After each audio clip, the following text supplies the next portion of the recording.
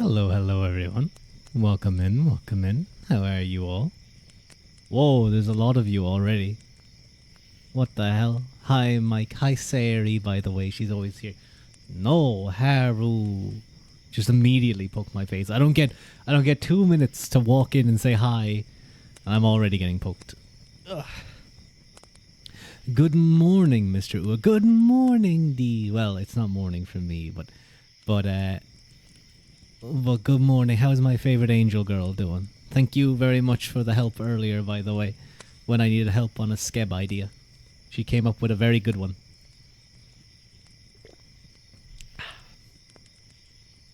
Rua ua quilta.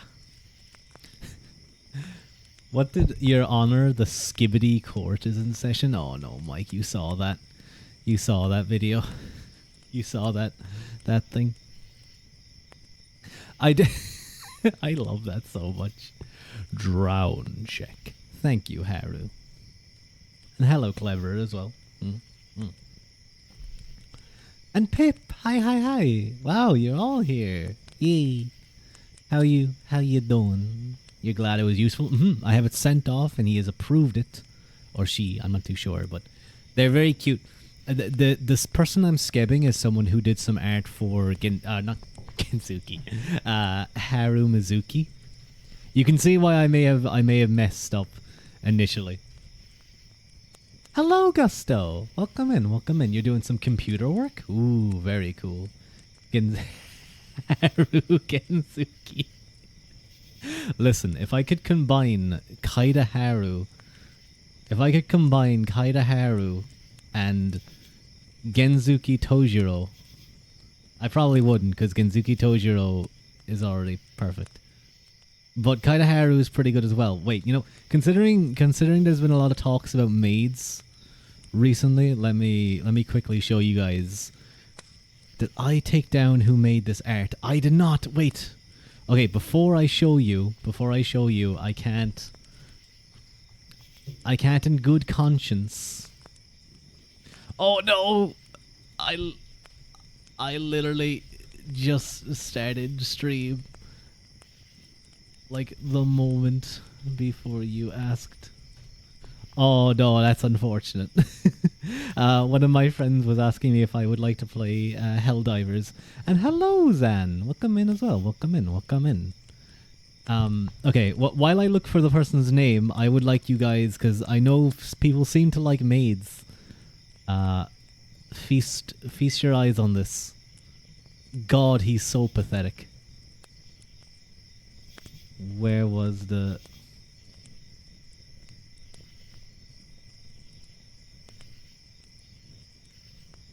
D, there she is.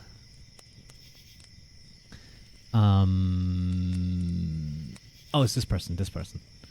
Okay, I don't like post sharing art and not being able to, like, credit the individual. It's very important that you credit, guys. Always credit the artists. But there you go. That's them. Maid mode activated. Yes, maid mode activated. You're feasting, Haru. Helldivers in the BG stream. In the background stream. I'm just playing Helldivers and screaming. You love artists. We do love artists. Here. They are very special, and they are the backbone. I said this before. I think I said this. I said this during my debut. I said something like, Fujos are the backbone in the internet of VTubers, and for like male VTubers, and then like artists in general are the backbone of VTubers. They allow us to exist.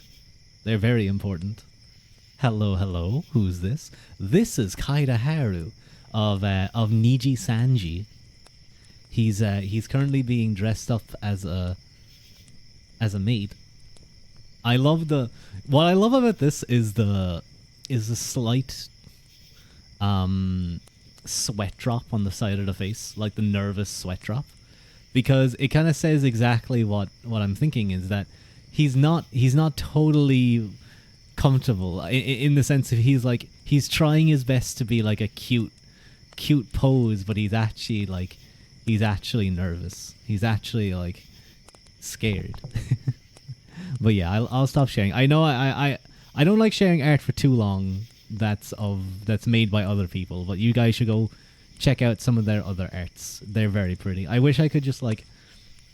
I want to just like message fan artists. Who I know do. There is one that I've gotten 2 skebs from before, and I love their art, and I want to get a new one of me. Oh, that's what I might do, just because, you know, I haven't gotten one of me as this character yet, as this version of me. I got one as my old sketchy version. Wait, you think that the dude version is a Fudanshi? Fudanshi. That sounds like a dangerous thing. You get more skebs. I already have 2 skebs in wait. No, wait. I have 3 skebs in waiting. I have 3 skebs in waiting. One is panels. One is probably going to try and be like an ending stream image. I think it should be very cute. I apologize. I ate some. It started happening. My gums are on one side. My gum is a little bit inflamed. It happened after I ate some quite spicy and hot food, and it's kind of like, it's weird. It's like traveled up my gum, and then back down. I hope that's not anything too bad. I try and brush my teeth and do stuff. I'm gonna go. That's scurvy? No, I don't think that's scurvy. But yeah, I think I'm going to. I needed to go to a dentist anyway. It's time for my checkup. It was probably time for my checkup like 2 months ago. Because aren't you meant to go like every 6 months? Have you ever ate the one chip? Oh, is that like the really spicy chip? No, I have never ate that. But it happened after I ate some spicy food, so I don't know if it was that.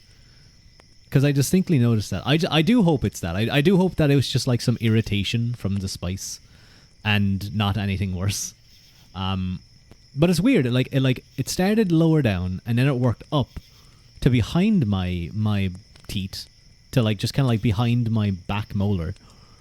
Then that went down, and now it's kind of back again in an area. So I hope it's not like a little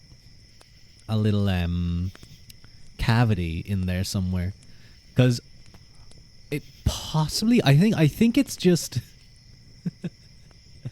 traveling inflammation. Yeah, it's wild. It's just jumping around, having a bit of fun. I was freaked out earlier because I was looking in the mirror and I thought I saw one. I have like 2 teeth that are really close together. Like there's like the tiniest of gap, you can barely see it.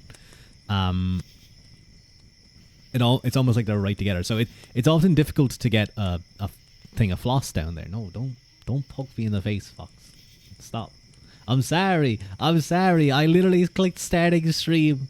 I clicked starting stream as Wolfie messaged me.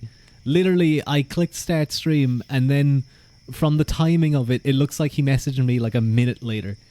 But I didn't realize until I opened up Discord, because I don't have it open during streams. I'm sorry. I'll play Helldivers. I'll play Helldivers another time. You didn't get the nose. No, I protected myself this time. You're making you want to brush your teeth. You guys should brush your teeth. You should brush your teeth. You betrayed us. No, I need to stream though. I need to stream. I should try and stream earlier on Saturdays though, because then it would give me time to do like Helldivers and stuff at night. I don't know. I'll see. But then certain friends wouldn't be able to watch, and that would be sad. I like when friends are able to watch. Brush your teeth. What? Brush your teeth. What are you guys talking about? No, don't. I mean, listen, I don't. Whatever floats your boat, but you guys can keep that away from me. What? No.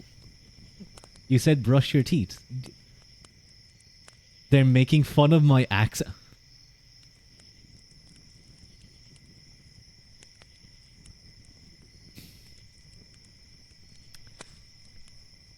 I said you should brush your feet. Feet. How about that? I'll pronounce it in a weird way. Feet. I'll put the TH on the wrong side. Feet. Now it sounds like I'm saying feet. Don't brush your feet. No, fuck. I knew you. I knew you guys. I knew you were about to do it. Teeth. Teeth. There. Is that better? Teeth.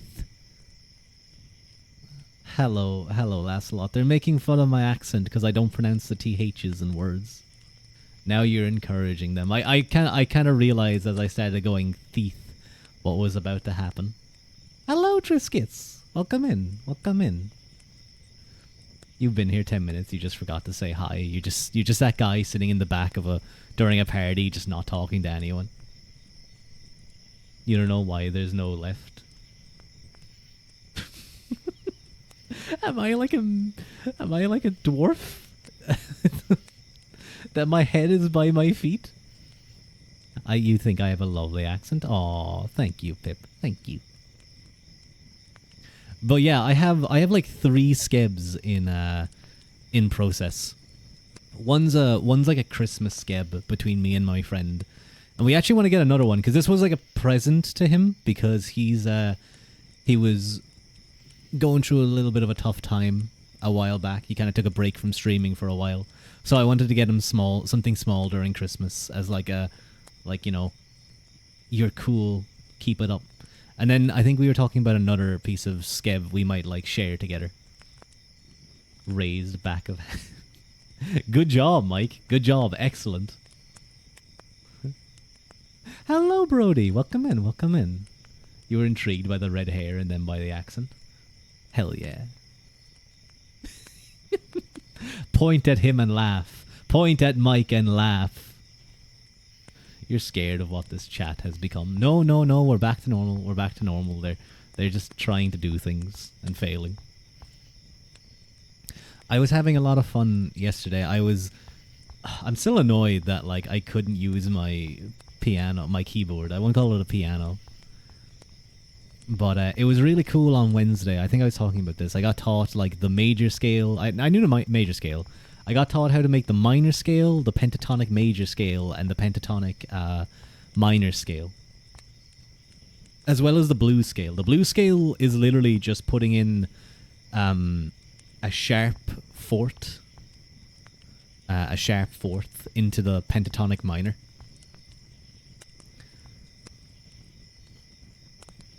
Oh yeah, it would be nice to still hear that sometimes. You know it's not. You know who's not normal and who is. Oh, you know who is not normal and who is. Yeah, there's some strange people in this chat. I have to be careful. I know you ain't normal, Haru. No. I feel like I possibly. Maybe I gather strange individuals. One of my VTuber friends, Q. I do not remember the rest of his name. It's quite difficult to pronounce, but Q. Sort of like a, I suppose, femboy. He kind of has a design, I suppose you could call it similar to Flayon, if you guys know him. But it's a skin tight suit, so there's that. And he was like, he showed some art of it a while back. And he was like, "Oh no, all the freaks are going to be coming to my stream." That's the price you pay for being such a thing on the internet. For being a pretty boy or a handsome boy on the internet. And I can only imagine for women it's like 10 times worse. The price you pay for being too dang pretty. Thank God Zhang Li is not a VTuber, because I think he would be attacked. You're sorry, but the Scipio book attracted the Fudanshis. You. Zhang Li. Hey, I try to properly pronounce it. Zhang Li. Did you jinx having weird people in your chat? I think so. I think what it was is because my stream content is is a little bit unorthodox.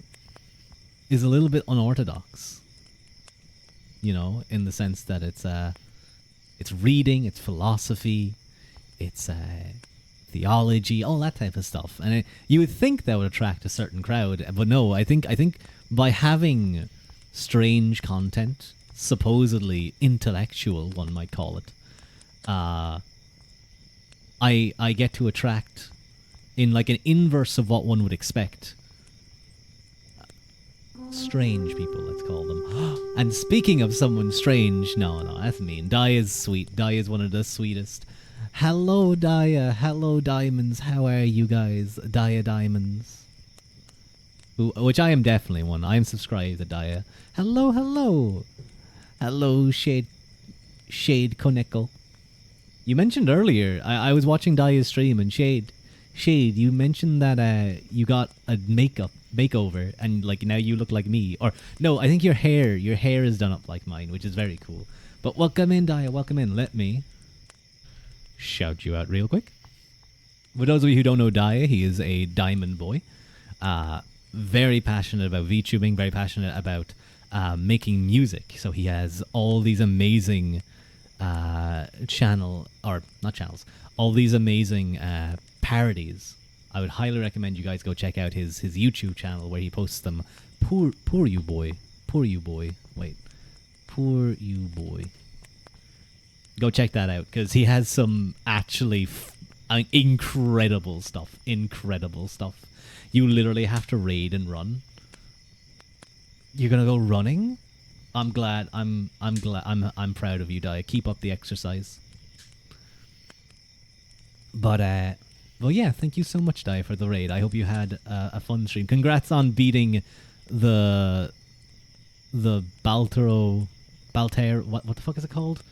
It's not that, but it was like a mahjong version of it. He beat it in one try. It was incredible. There was talk about Irish food that was brought up for a bit on the stream. I will try and talk about it. The mahjong Baltaro. It was very impressive. But for those of you who may not know me, my name is Ruadh. I'm a half human, half Tuatha Dé. That's the God peoples of Ireland. I often do kind of ASMR type streams where I read, or oftentimes, you know, I used to get a lot of reading done, and now it's kind of just chatting with friends. These are meant to be ASMR streams, but I always feel like I'm talking too loudly. Like, when I do this type of stuff, I'm not really doing ASMR, am I? I think I just have to rely on the quality of hoping my voice keeps a calm pitch. Otherwise, I start screaming and laughing because chat just infects me. But yeah, Dia, have a good stream. Or I hope you had a good stream. I hope you have a nice night. You mentioned going back to Raglan Road pub at Disney when you go in the fall. Ooh, that sounds fun. Ooh, yeah, cut. Oh, hello, Wild Kitty. Oh, that happy bounce. That happy bouncy emote. I love that so much. You cut half your hair off, so it's the same length as mine, with layers that frame your face. Very nice, very nice. You have to go, Pip. You might be back later. Bye-bye, Pip. Have a nice night. It's nice to see you, as always. Have a quick sip.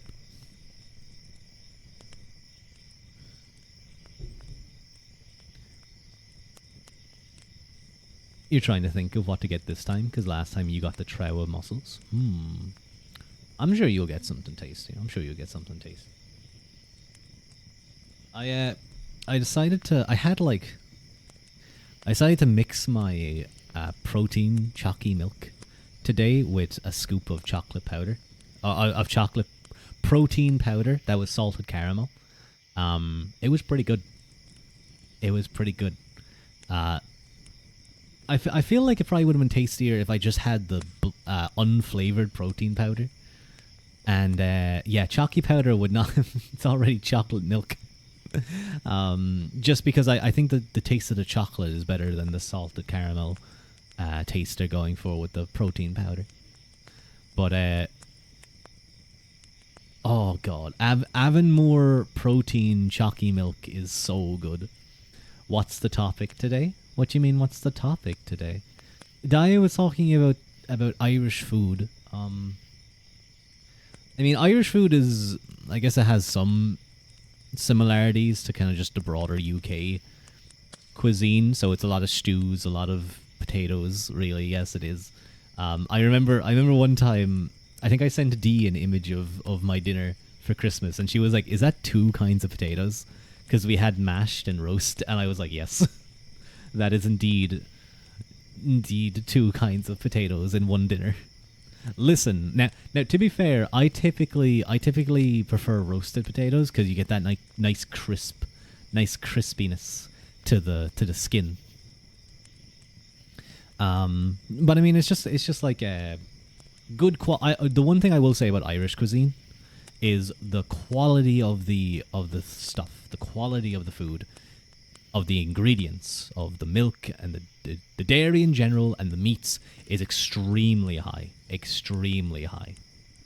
I think dairy wise, we're actually like world renowned for that. Of course, there's some random like French fucking brand or like Italian brands that are like super high class, but I think in general, Irish dairy products are like some of the best in the world. I've heard Japanese milk is not dairy is pretty weak. Do you eat your spuds with the skin or nah? Roast potatoes, yes. Roast potatoes, yes. Well, sure. You fry them a little bit. The double potato inspired you. It broke the shackles in your mind that you could only have one kind of potato. No, you can have as many as you like. I remember Adam Smith. It's very funny. It's very funny. Adam Smith in The Wealth of Nations. He wrote about how he talked about like the English, the French, and the Scottish, and their main diet of whatever their main diets were of. Like I think it was like barley or something. And then he talked about the Irish and like how the potato was like the most nutritious of the. This was before the Great Famine, I will say. It's kind of ironic, I won't lie, but he was talking about the potato, and he was like the potato is the most nutrient dense of the vegetables, and that is why the Irish are the tallest and often most robust of the people of the United Kingdom, because at that time we were under the United Kingdom. Can you have all types of potatoes in a single dish and become the ultimate Gael? I think you could. I think you could definitely do that. But yeah, it's just decent food, good hearty food. And then we got hit by the blight, and that was a pretty rough time for a while. That was pretty rough.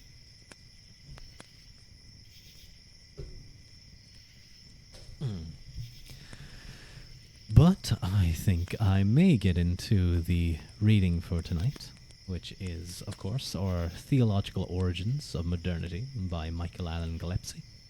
When last we left off, we did a bit of a deep dive into Thomas Hobbes, his aim to produce a new kind of science and to search for nature, and how he kind of approached the nominalist God in a very mechanistic, viewing the nominalist God not even as a watchmaker, but as a kind of continuous motion, that he is change itself, not just radically different from the what would you call them, the scholastics. But we start to see the beginnings of kind of the scientific worldview with Hobbes. Which of these sound more appealing to me, Ruadh? Handmade potato nochi, seared Foley's George Banks scallops, crispy pork belly, tomatoes and kale in white wine butter sauce, or 12-hour slow braised pork shoulder, champ mashed potato, sauteed cabbage with crispy bacon, carrot puree, and apple cider dew. I think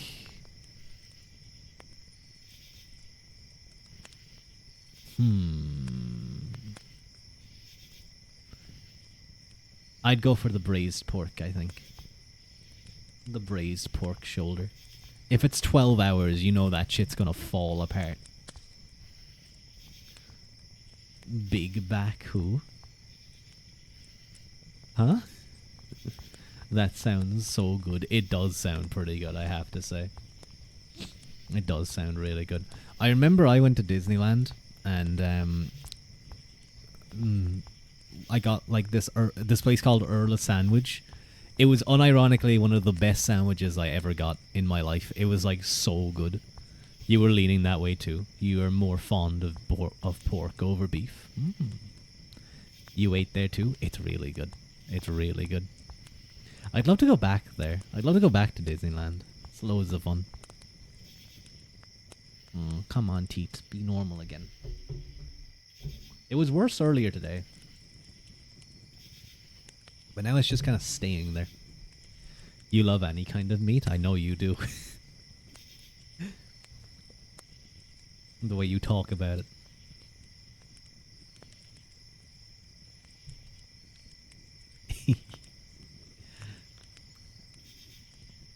I'm gonna get starting our reading now. It's Disney World. Disneyland is California. I'm talking about Disneyland Paris.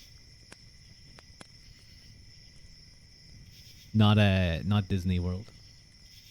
Not the Disney World is like an actual world. It's massive. It's like I think it's like 10 times bigger than the one in Paris or something. Even way bigger. You can't believe Sandwich doesn't have Sandwich in their coat of arms. They don't. It's very disappointing.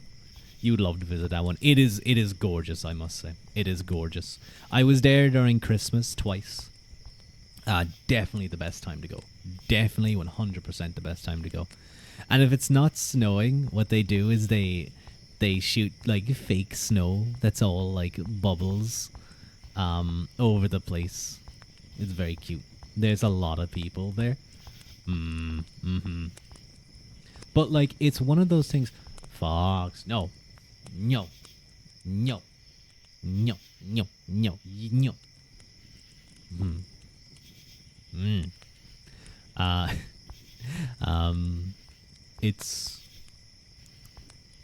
It's small enough that you can go through the whole park, I would say. If you had a week there, you would definitely get the whole park seen. From what I understand of Disney World in Florida, a week is like enough to do like one part of the place. And there's like multiple worlds. It's crazy. Fox, yeah. It reminds me of Plankton. Fox, no. Fox, yes. Hello, Wampus. Welcome in.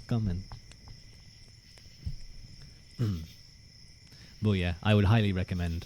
There's the AC/DC roller coaster. Oh, that's cool. The AC/DC roller coaster is so good. So good.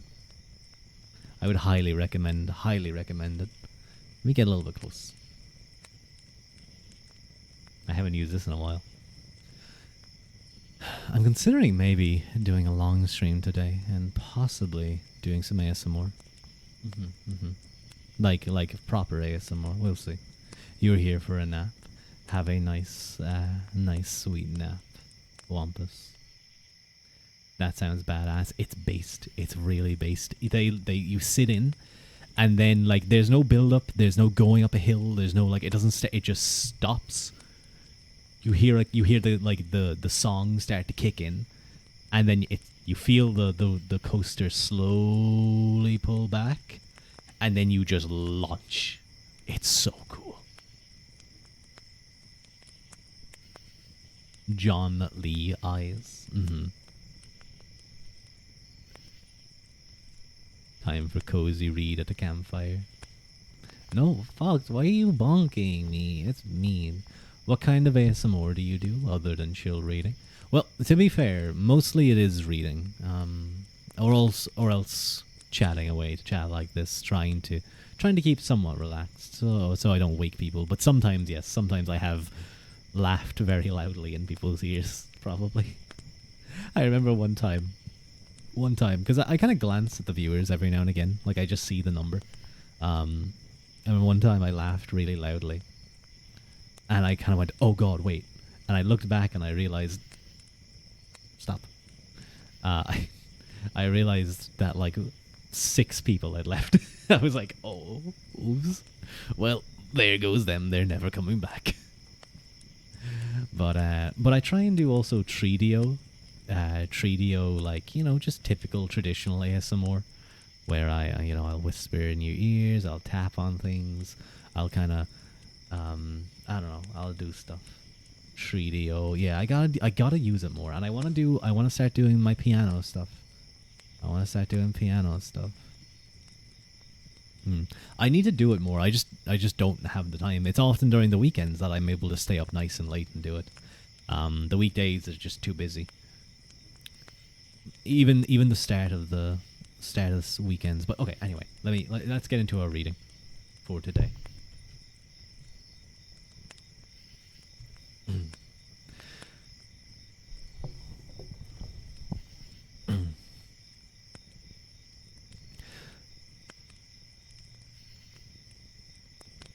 The goal of philosophy or science is thus not theoretical, nor is it pursued because it brings its possessors fame.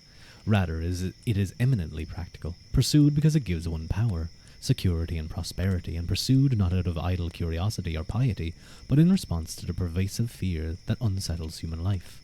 Science, as Hobbes understands it, will thus make it possible for human beings to survive and thrive in the chaotic and dangerous world of the nominalist God. The knowledge that this science seeks is not the knowledge of what is, but of how things work. That is, how they are or can be brought into being, or prevented from coming into being. Such knowledge is artifice, that is, the technical or mechanical knowledge of what scholasticism called the secondary causes by which divine will moves matter. Attaining such knowledge, however, is much more difficult than one might first suppose, because we do not have immediate knowledge of our real world. We know only the effect that this world has upon us. Our perceptions are thus not real representations of the actual world, but obscure signs of the hidden natural events that must be deciphered. On the surface, the merely inferential knowledge of the real world would seem to make science difficult, if not impossible. As we saw in the last chapter, Descartes held a similar view of perception, and yet thought he could construct an apodictic science by demonstrating that God guaranteed the correspondence of ideas and objects. Hobbes doubted this proof, and thought that we could never know what actual causes were responsible for any particular effect, because of our lack of access to the things themselves. He, like Bacon, recognized that the same effect could be produced by a variety of causes, and he contented himself in the belief that while much God did might be above or beyond reason, he would never contradict it. Such a probabilistic... He like bacon? Yes, he like bacon. I like bacon too.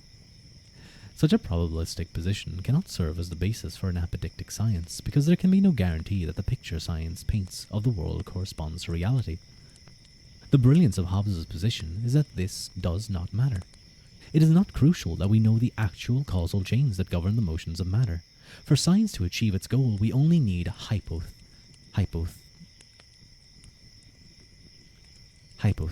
truth. The hypothetical picture that we construct need not correspond to the actual causal pathways by which events occur.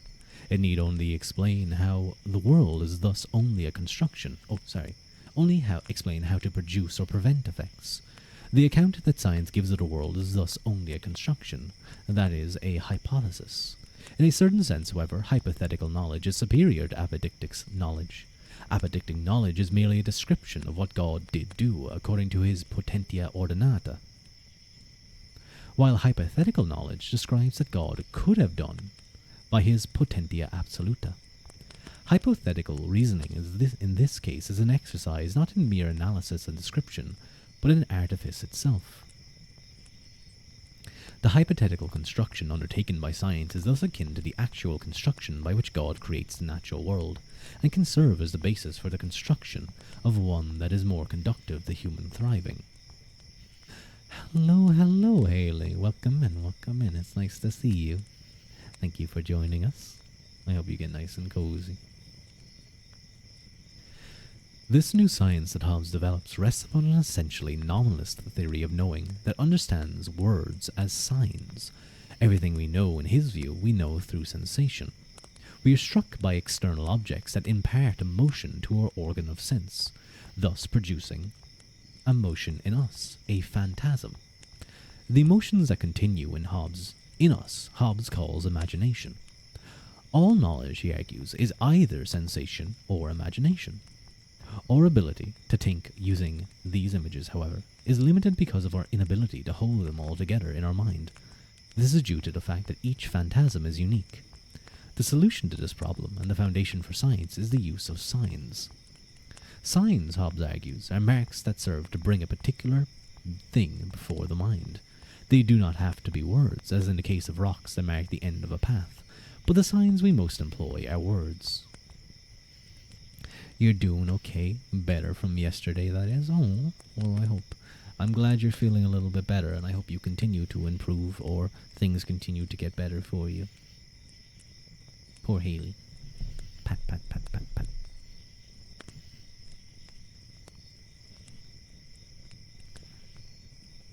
Words are either proper names, which point to specific things, or they are the names of names that link things together. Insofar as words bring different things together under a single term, they both assist and mislead the understanding. The danger is that we forget the uniqueness of the similar things, and imagine some one universal thing of which they are all examples, i.e. falling dangerously back into realism for Hobbes. Words are essential to reasoning, but often lead to reification. As we saw in Chapter 1, Occam's razor was designed to minimize such reification. Hobbes is equally aware of this danger. Every error in philosophy, he asserts, is a result of too much freedom in the use of tropes. This is essentially true in philosophy that abuses abstract names in its confusion about the difference between the universality of names and things. You were going to do some writing, but this makes you eepy. I bet you could write while I'm reading, as long as you don't pay too much attention to me. You just have me on in the background.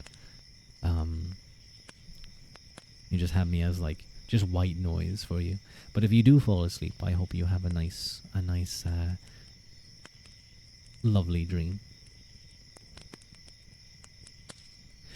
Like Descartes, Hobbes believes philosophy must begin with epistemological destruction. In Descartes, this is his famous path of doubt, by which he thinks away the material world, leaving only the bare cogito ergo sum. Hobbes too begins by imagining the world to be annihilated. Both thinkers in this respect build on a nominalist method for eliminating refined universals, by asking what would exist if the rest of the world were destroyed. Well, it's impossible to ignore me. Okay, that was pretty good. That was pretty good, I must say. The reading is indeed very chill for background. I try to be. I've often wondered if I should move over from the ASMR stuff over to the writing and reading category. It should be reading and writing, by the way. It should be reading and writing, not writing and reading. No one says it that way. Twitch is dumb. Twitch is very, very dumb for setting it up that way. But I often wonder if it would be better to go over there. Writing and reading sounds cursed. It just doesn't work. It just does not work. You think it wouldn't matter, but it does. It does. Reading and writing. I often wonder if I should go over there. Do they also use butter and bread? Yeah, definitely. The guys over in Twitch talk about butter and bread. Hang on, let me take a sip of water.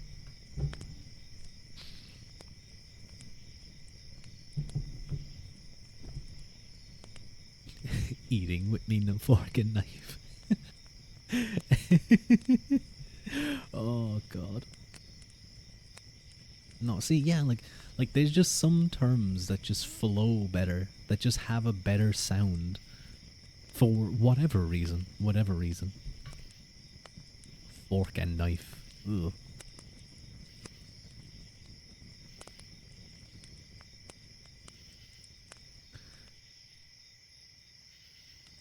Instead of accepting the world as it appears to us, we construct it anew in the imagination of this foundation. We thereby come to know things not by nature or sense, but by ratiocination. I'm not going to pretend I know what that word means.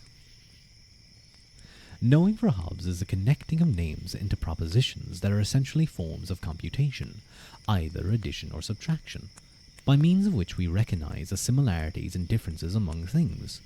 These propositions are connected into syllogisms, and syllogisms are linked together to form demonstrations. Such a capacity for reasoning is naturally available to all men, but where a long series is necessary, most fall into error. The reason is for this, according to Hobbes, is the want of method. Using the correct method is the most efficacious means of discovering effects by their known causes, or causes by their known effects. Method is thus essential. Previous philosophy lacked a method, and constantly found itself entwined in contradiction for Hobbes. Hobbes thought that he had found such a method in Euclidean geometry. Thank you, first hour, for the head pat. Thank you. How are you? Welcome in, first hour. It's nice to see you. You're gonna lurk for a little while? Cue a wave.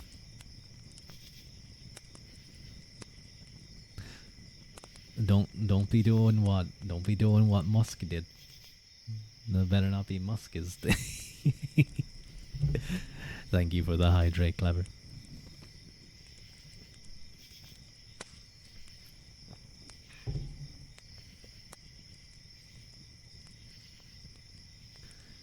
Hobbes' geometric method is often compared with Descartes', but they are quite different. For Descartes, thinking is not limited to what we can imagine. Indeed, the ideas are altogether non-representational. The example he employs to make this point is a chiliagon, a 1,000-sided polygon, which can be known, but not imagined. Hobbes rejects this way of thinking. There is no knowledge except through the imagination. We may not be able to imagine a chiliagon, but we can construct one. And it is only because we can thereby imagine it piece by piece that it is knowable. The infinite in his view, and contrary to Descartes, is thus completely unknowable. Moreover, speaking about infinite numbers is misguided. However large a number it is still finite. What is infinite, including God, is inaccessible and incomprehensible. So that's because we can't put it together piece by piece, because you can't put together something that's infinite piece by piece. Hobbes' reconstruction of the world is thus different from Descartes' mathematis universalis, which is always a literal mathesis or mathematics that captures the reality of things. For Hobbes, the geometric method is metaphorical. It is not the actual numbers or figures that capture the world, but the precise definitions and process of construction based upon these definitions. Geometry is one such form of construction, but it is not the only one or even the primary one. Hobbes' representation of the world thus depends upon signs that provide a useful reconstruction of reality, that specifies the necessary connections among things, and thus allows for certain deductions, on the basis of the assumed truth of hypothetical premises, rather than upon numbers that portray the actual essence of things. This does not mean that science is merely a story. It is different from both experience and history. It is not description, but indubitable reasoning on the basis of self-evident truths. Hobbes' science is thus quite distant from the historical and prudential thought of Renaissance humanism, or even from the empirical and experimental thought of Bacon. Indeed, its goal is not to understand the causal relations that govern the world, God ordained, but but to understand the causal power of God himself, and rather use this power to reconstruct the world in ways that will facilitate human thriving. Hobbes' nominalism in this case places him close to the reformers, but he is less concerned with salvation and eternal life than with preserving and improving life in this world. We see this most clearly in his account of man and state. And now we get on to the next section, Hobbes' anthropology. I assume we're going to get in deep into the Leviathan. In any metaphysical system, the transition from physics to anthropology presents real difficulties. Almost everyone agrees that humans are natural beings. but few are willing to assert that they are only natural beings. Descartes saw men as res extensa, but also as res cogitans. He did not thereby mean to suggest that human bodies were not subject to natural causes, but only that they were also moved by a free human will. Hobbes, by contrast, argues that humans are governed by the same mechanical causality that governs all beings. He rejects the idea that humans have a supernatural component as a ploy of priests to gain power over the others. This does not mean that there is nothing unusual or distinctive about humans for Hobbes. Res cogitans? Res public.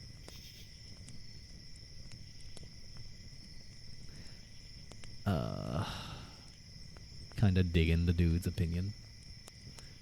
Whose? Hobbes's? There's an issue there. If you believe in, if you take Hobbes to be correct here, and argue that humans are solely driven by mechanical means, you basically have done away with morality, because people are going to do what they're going to do regardless of what happens.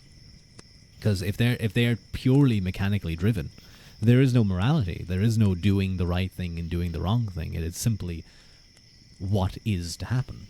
Now, of course, when we throw in things like probabilistic aspects, it does become a little bit tricky for a mechanicist worldview to work. But of course, there's also issues with the realist perspective then as well, with the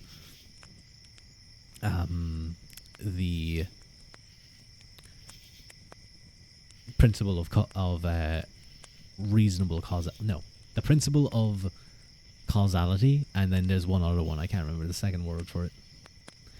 There's also free will and all, but there isn't something supernatural that separates humans. Does he mean to us to be extinctionally mechanical, or just inevitably mechanical?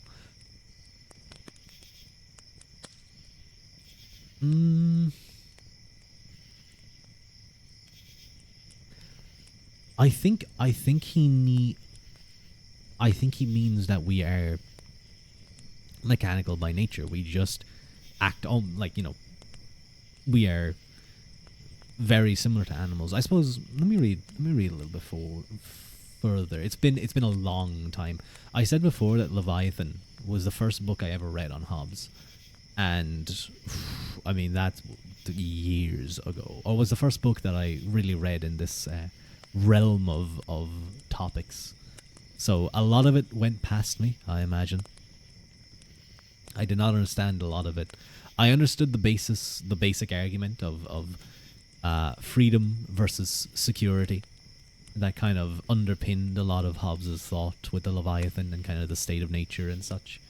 But I do believe Hobbes was very much mechanistic in his worldview. This does not mean that there is nothing unusual or distinctive about humans for Hobbes. Indeed, in his view, we are complex automata. Mechanisms like clocks that are, as it were, spring-loaded. When the energy stored in these springs is released, we move. We seem to ourselves to be freely self-moving, but this is simply an illusion. Our so-called actions are always only reactions, determined by our passions, which are aroused by the impacts of external objects on the bodies.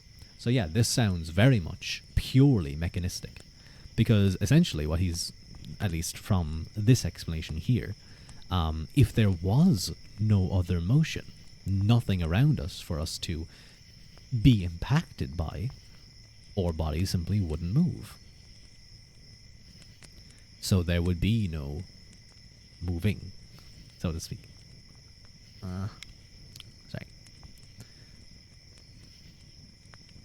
These impacts trigger a mechanism that releases a spring and catapults us into action. The direction we move and the speed with which we move are determined by the character of the initial impact and the energy stored up in the spring. Thus, I may be moved to eat if I am offered food when I am hungry. I don't have to be hungry to eat food. Sometimes we just do. But less likely to do so when I am full. It depends. If it's like a dessert, I may eat it anyway.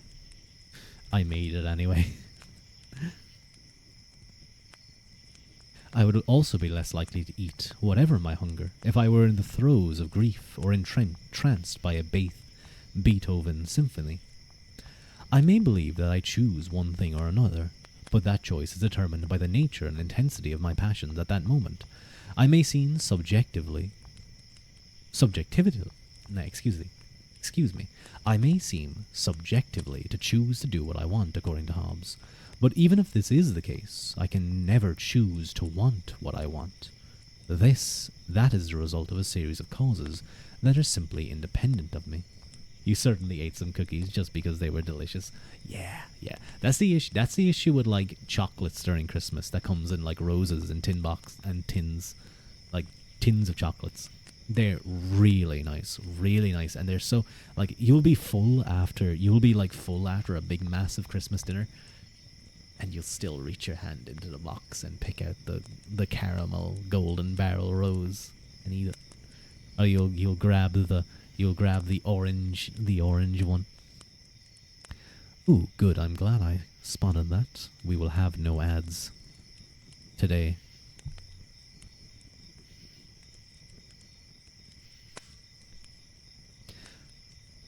For the most part, our dependence on such external causes is hidden from us. We believe that we act freely, but if we read ourselves as Hobbes recommends at the beginning of Leviathan, we recognize that we and all other beings are moved by our passions. In one sense, this recognition is humbling because it diminishes our autonomy. But in Baconian fashion, Hobbes turns this humiliation into our salvation. In reading ourselves in this way, we can discover what we need to be happy. In giving up belief in our freedom, we recognize that happiness consists not in striving for moral perfection, immortal fame, or perfect piety, but in satisfying our bodily desires. In the course of this examination, we also recognize that while we want different things at different times, the one thing we want everywhere and always is to be alive.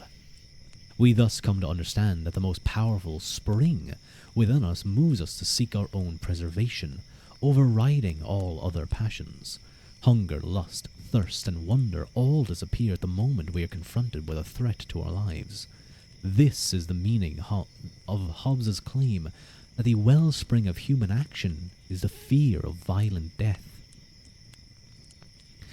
While we can understand that violent death is the one thing we all want to avoid, it is not possible to define more fully or explicitly the other goods necessary to our happiness. In a humanistic fashion, Hobbes asserts that we all are radically individual beings with idiosyncratic passions. So again, we see this nominalism coming into play. The happiness of each individual thus depends upon his getting what he wants, and this is related to his power. Power, however, arises out of our ability to master and manipulate the world in motion around us, minimizing or avoiding collisions with objects that could injure or destroy us, and maximizing collisions with objects we desire. Such power is the basis for what Hobbes believes is rightfully called freedom. You're way too good at this. It's barely 7 p.m. and you're dozing off. I don't know if I'm good at reading in an ASMR fashion, or is the content boring you? On the other hand, you went from sleepy to very interested. Ooh, okay, that's better. Ruadh lore. Triscuits wants to know some Ruadh lore. Well, I do have this lore video that you guys should check out sometime, if you haven't already. But what's a good piece of lore? Well, expanded lore.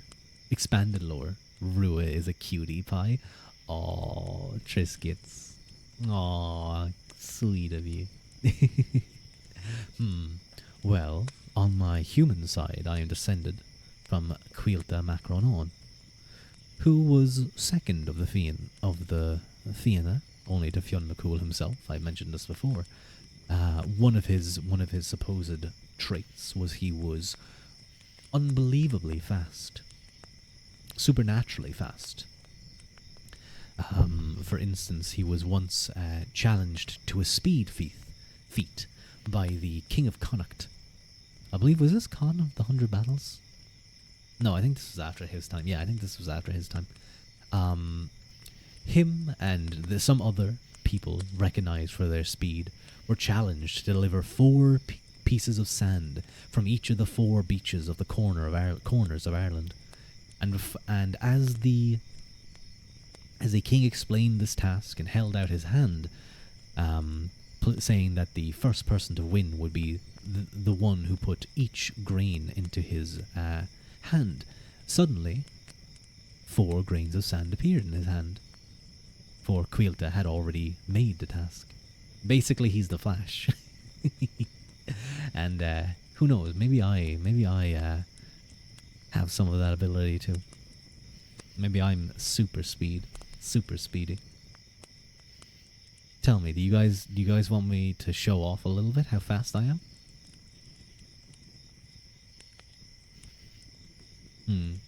What if I poked you in the nose? Yeah, you guys poke me all the time. That's what I'm gonna do. Want to see me do it again? You didn't feel it? I'm sorry, it was too fast for you. I'm sorry, but I poked all your noses.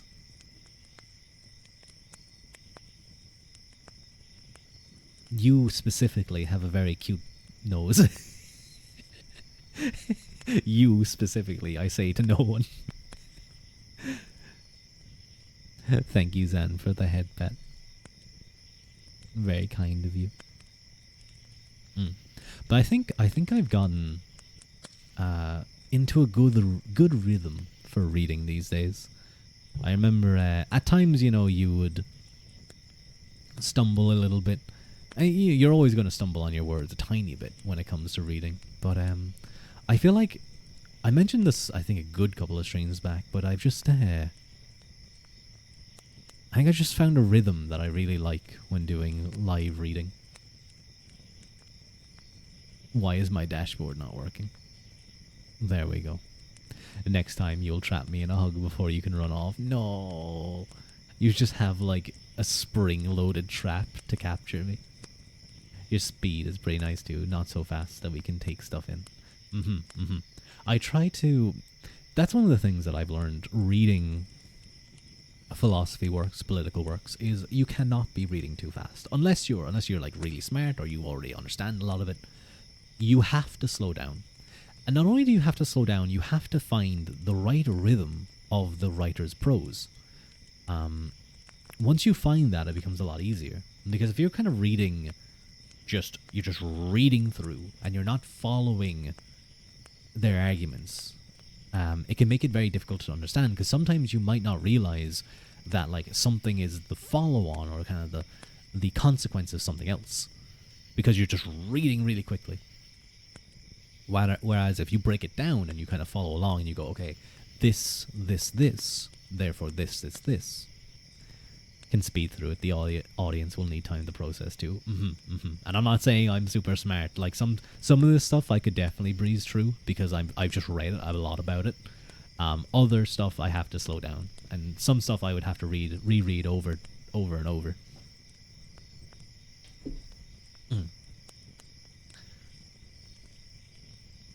Where were we? Yes. As we discussed above, Hobbes denies that we have free will. However, he does not therefore subscribe to the Lutheran doctrine that man is nothing other than an ass ridden by God or the devil. There is no freedom God bestows on us with an infusion of his will. Hobbes believes such pious hopes merely subordinate us to the passions of priests and religious fanatics. Humans are bodies driven by passions, and to be free for Hobbes is to pursue the objects of our passions without external constraints. This is a practical but not metaphysical freedom. Human beings have emotions that are imparted on them. Like all other beings they are manifestations of divine will that foreknows and forewills every event. While we are thus predestined to be the kind of beings we are, and to have the passions that we have, this does not affect our freedom because it is precisely those passions that define our identity. For us to be the individuals we are, it is thus only necessary to be able to will without a hindrance from other created beings. So I think what you actually see here is you see...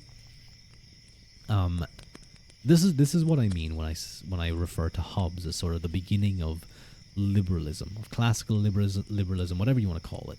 Of course, you trace this further back into the nominalist discussion, but politically, I see Hobbes as the beginning of liberalism because you start to see this negative freedom concept, this concept that to be free is to be free from constraints, while when it came to, for example, the ancients or the scholastics, one was free if one was free to pursue and to strive towards the perfection of their being.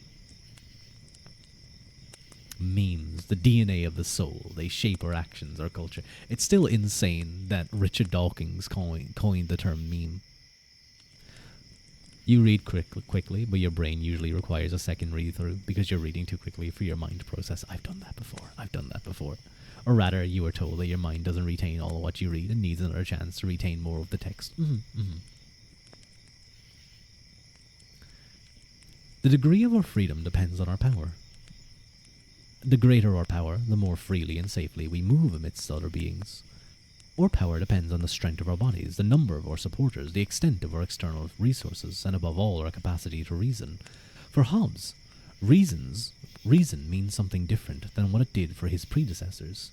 It is not a separate power that can discern the appropriate ends of life and guide us in the proper direction. It is thus not teleological, but instrumental, the spy and scout of the passions. So,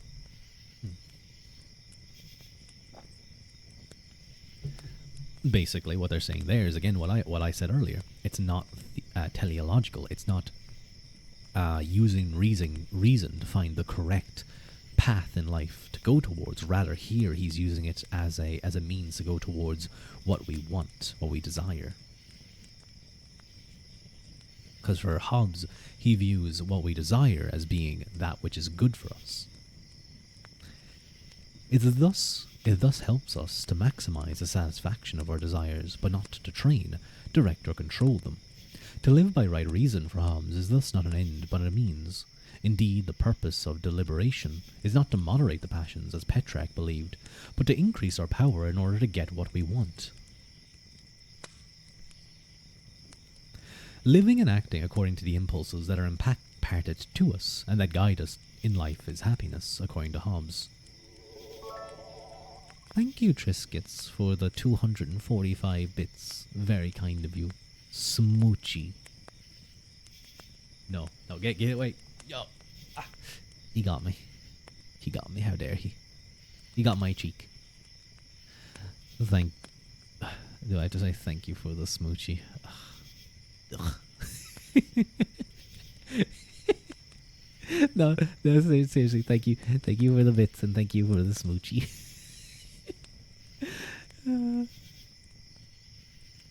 I want to become I want to become a LewTuber, but just no. Wait, hang on. I was gonna say, but like I'll just constantly be like, this is disgusting. I don't want to do that, by the way. That was a joke. But it would be funny if there was a VTuber who was a LewTuber and they were just like, no, ugh. Like everything about them had that, yeah, little sun. Come here. A joke. Yeah, no, I don't. I'm not a LewTuber. I don't think I could be one, and I don't think I'd be happy to be one. Oh, clever! You got right on my nose there. That was point blank nose.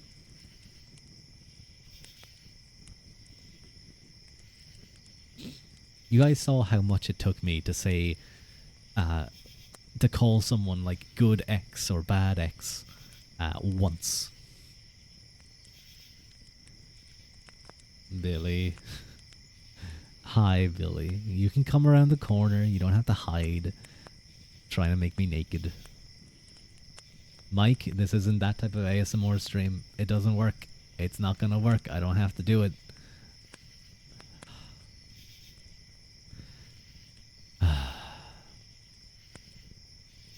You did the cute emote. The cute poking one's finger emote. You did, fuck. Okay. Alright. I'll do it.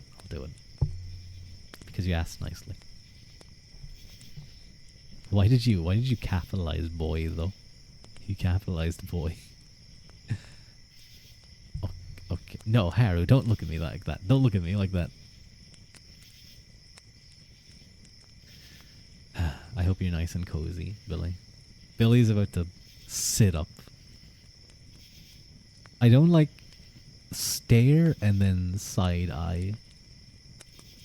Do I have a side eye emote? No, I don't have any side eye emotes from my various things. Okay. Mike?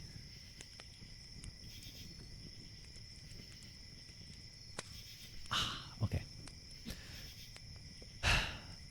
This is very difficult. It does not get easier. This is what I mean when I said I would not be a good kind of lewd tuber. I don't think I could do that. I don't have the ability. Thank you, Clever, for the head pat. I need it. Okay. Let me stretch for a moment. Get ready. Prepare. Mike, you are... God, it's so difficult. How do people do this? Mike, you are a very good boy. Very, very good boy. And you're always so sweet and so nice. So... you fist pumping. You fist pumping that I said it. So yes, thank you for being such a good boy, always in my chat. It's very much appreciated. Okay, let me read. Living, where were we? Immediately, how distant... Oh, living and acting according to the impulses that are imparted to us and that guide us in life is happiness, according to Hobbes. Put in these terms, it is immediately apparent how distant Hobbes is from both humanism and the Reformation. There is no notion of a Neoplatonic ladder of love that leads to perfection, nor is there any suggestion that our actions are guided by Satan. We are neither superhuman nor are we depraved. We are all only individual beings determined by our idiosyncratic passions. Good and evil for each of us is thus measured not by our progress towards a rational, natural, or supernatural end, but by the vector of our desire. No direction is naturally better than any other. Good is simply what pleases us. Evil is what displeases us. Good, what reinforces our motion. Evil, what hinders it. Or, to put the matter in different terms, good is an increase in our power, and evil is decrease. The greatest good is thus progressing towards satisfaction with the least hindrance, and the greatest evil is a cessation of all movement in death. Each person in Hobbes' view is thus a self-interested individual who seeks to maximize his own power and satisfaction. The problem is that we are also in competition with other human beings. In our efforts to become masters and possessors of nature, we are driven to seek mastery not only over natural beings, but over human beings as well. Indeed, in the state of nature, we are thus constantly at war with one another. Isn't this starting to sound like a little bit like the modern view?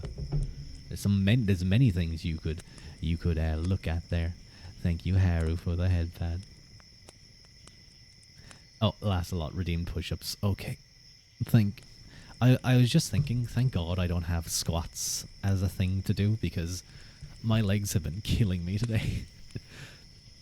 It's always the second day that legs are the sorest, because I did leg work on Thursday, and it's just been pain, like walking up and down stairs, walking around the place. It's just like ow, ow, ow. Think of the cake you'd get. Oh, do I get cake? Do I get given cake if I go to the gym? Well, people, I like chocolate cake. I like chocolatey cake. Make sure you get me chocolatey cake. You love how the push-ups are less of a struggle than the good boy. Listen, I can do like physical activities, not a bother. I can do physical activities, not a bother. Calling someone names? No. Nor maybe a white cake.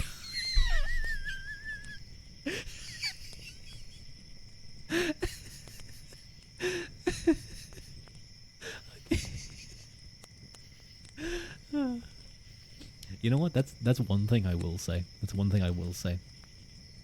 If I ever get a 3D, If I ever get a treaty, I am not going to be like Luxium, who are all flat as pancakes. I will tell my modeler to give me a behind. And who knows, maybe I'll send them a side profile and be like, this. So real. Like Azeru? Azeru? This might be someone I am unfamiliar with, I apologize. No, like it's genuinely it's always so silly when you see like Vox Akima like turn to the side and there's just nothing. Okay, let me do the push-ups. Okay, I'm gonna oh no, wait. I have to kneel down to do the push-ups. My legs. Oh, my thighs. And my hamstrings. Oh, okay. 1, 2, 3, 4, 5, 6, 7, 8, 9, 10, 11, 12, 13, 14, 15, 16, 17, 18, 19, 20, 21, 22, 23, 24, 25, 26, 27, 28, 29, 30. Oh, God. Sitting down also hurts. Oh, there we go.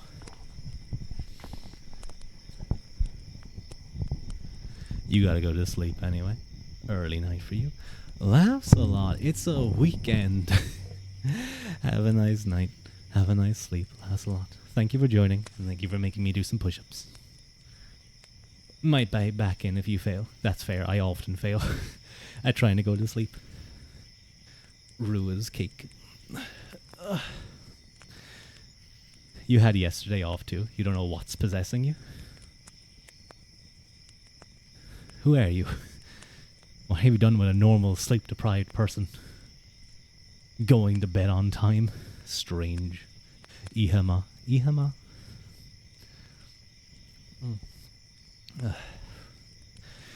He got a 3D model and a whole model tracking. It's so good. Very nice. Hang on, let me take a drink of water.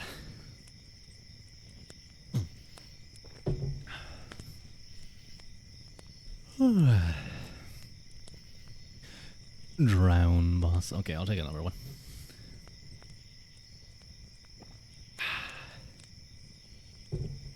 I mentioned earlier I put a protein powder into my chalky protein milk. Like that alone was like 53 grams of protein. That's pretty good. Thank you, Lass, a lot for the face hold. Thank you. You guys should use that one more often. I like it. Oh, I tried to shift, like kind of move, and I kind of lifted myself up a little, and my legs were like, no, you will stay. 53 whole ass grams. They better not all go to my ass. I want some of them to go to my arms and chest and shoulders. Especially shoulders. We love shoulders. Ass grams.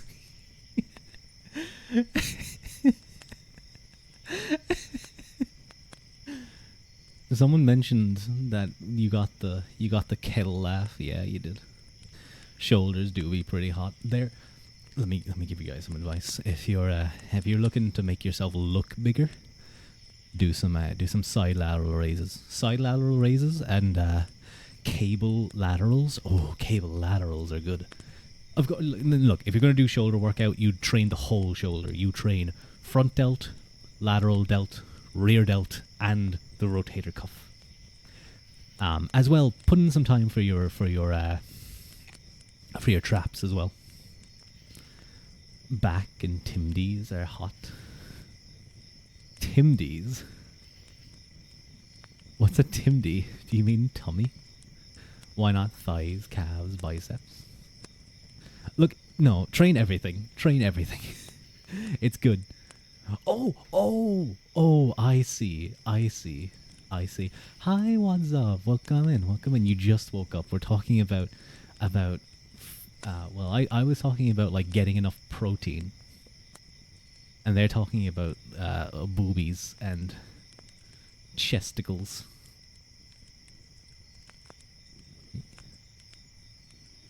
You have more booba? What's that one? Whoa. That one's kind of cool. I haven't seen that one before.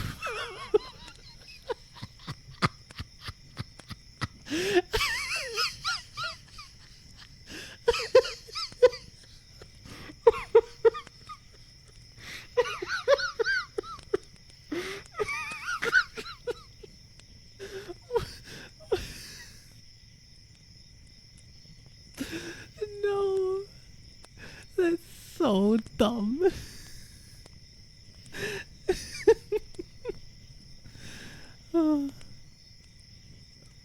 Okay, that really got me. That really got me. Now there's jiggle physics. Do I? Wait, do I? No, I don't. I don't. I wasn't too sure if Marburg put them in. Booba deserves that jiggle juggle too. That jangle jiggle. That jingle jangle. 'Cause I got spurs that jingle jangle jingle jingle jangle as I go right merrily along. And they say, oh, ain't you glad you're single? And that song ain't so very far from wrong. Oh, Lily Bell, though I may have done some fooling, this is why I never fell. 'Cause I got spurs that jingle, jangle, jingle. Okay, that's enough. As I go... No.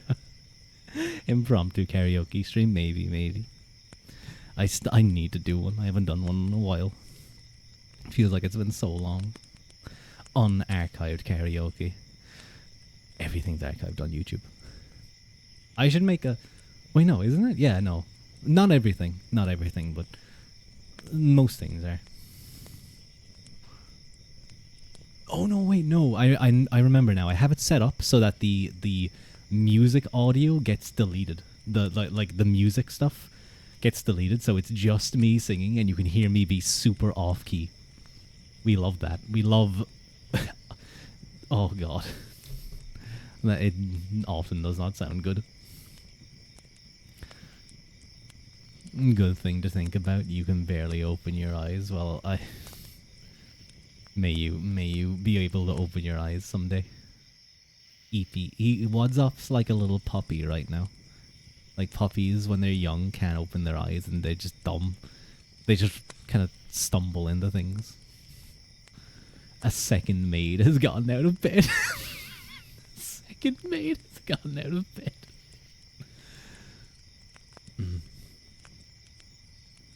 Jay's sleepy emote is so cute. That's you right now. I'm glad that's you right now. I saw a video. It was like an anime, and it was like a guy that uses the burrito technique when he's going to sleep. So he rolls in his blanket to make sure that it's under him, like the sides of it are wrapped underneath him, and then he lifts his feet and kind of pushes them forward so that the blanket goes under his feet, and then he puts it down, and he's wrapped. He's fully wrapped up. You love the sleepy, comfy emotes so much. I love them too. I often use them. Anyone who talks to me on Discord or... Oh, Pip, you got me right in the nose as well. Right in the face. No. Try to get away.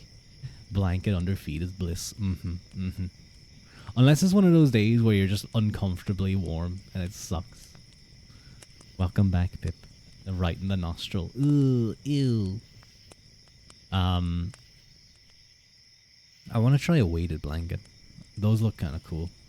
I would not try an electric blanket though. Those seem scary.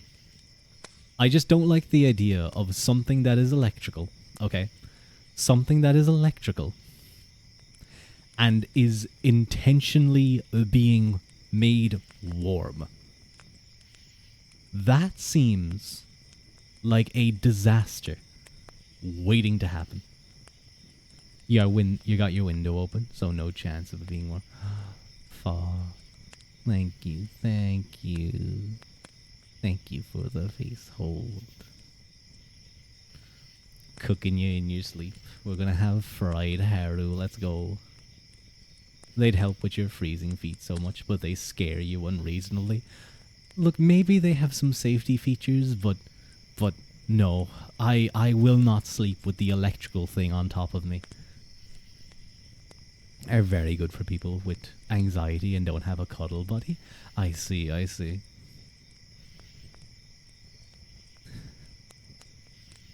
I guess that's why people like Dakis, isn't it? That's why people like Dakis, because they're big and you can hug them and it feels like you're cuddling. You'll cuddle with your big ass bear. Not gonna lie, you've asked your girlfriend to just squish you before. What, just lie on top of you and like just hold, just put their weight. Human weighted blanket is the best. That is true. That is true. That is the nicest. That's very easy to fall asleep. We were talking, Pip, about like, well, just there, weighted blankets and electrical blankets. And I will totally use a weighted blanket. I'd love to try it. I would not use an electric blanket. You're gonna cook you and take your watch. Why are you guys so violent? Why are my maids so violent to each other? You got your window open, so no chance. Oh yeah, you said that. I read that. Hi, barely awake. I'm Haru. You can't function right now. Oh no, what's up? I know what state you're in right now. I know what state you're in. I know that I'm still not awake if I'm having nonsensical conversation with myself in my brain. Like, I will get in, like, it's really weird. I'll wake up, I'll stand up, I'll, like, go take a shower, and as I'm, like, getting into the shower, as I'm, like, in the shower, I'm still, like, in my mind going, like, no, but, like, that's, like, it's actually so hard to do, but it's, like, my mind is talking. I'm, like, thinking about things, but it's nonsense. It's absolute nonsense. There is nothing going on in there other than just noise and words. And it usually takes me, like, a minute of being in the shower to kind of go, what was I just thinking about?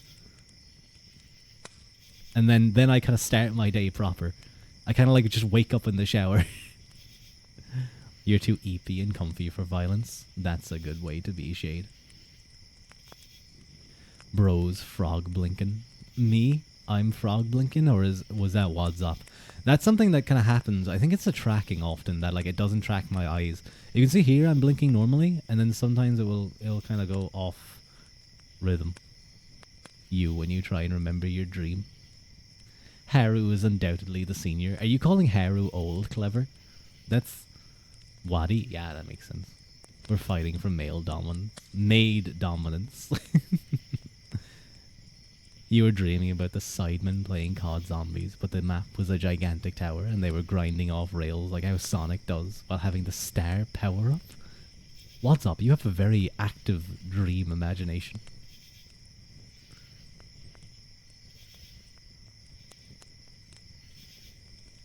Who's winning? I also think Haru's probably winning. One of them is currently, like, unable to function.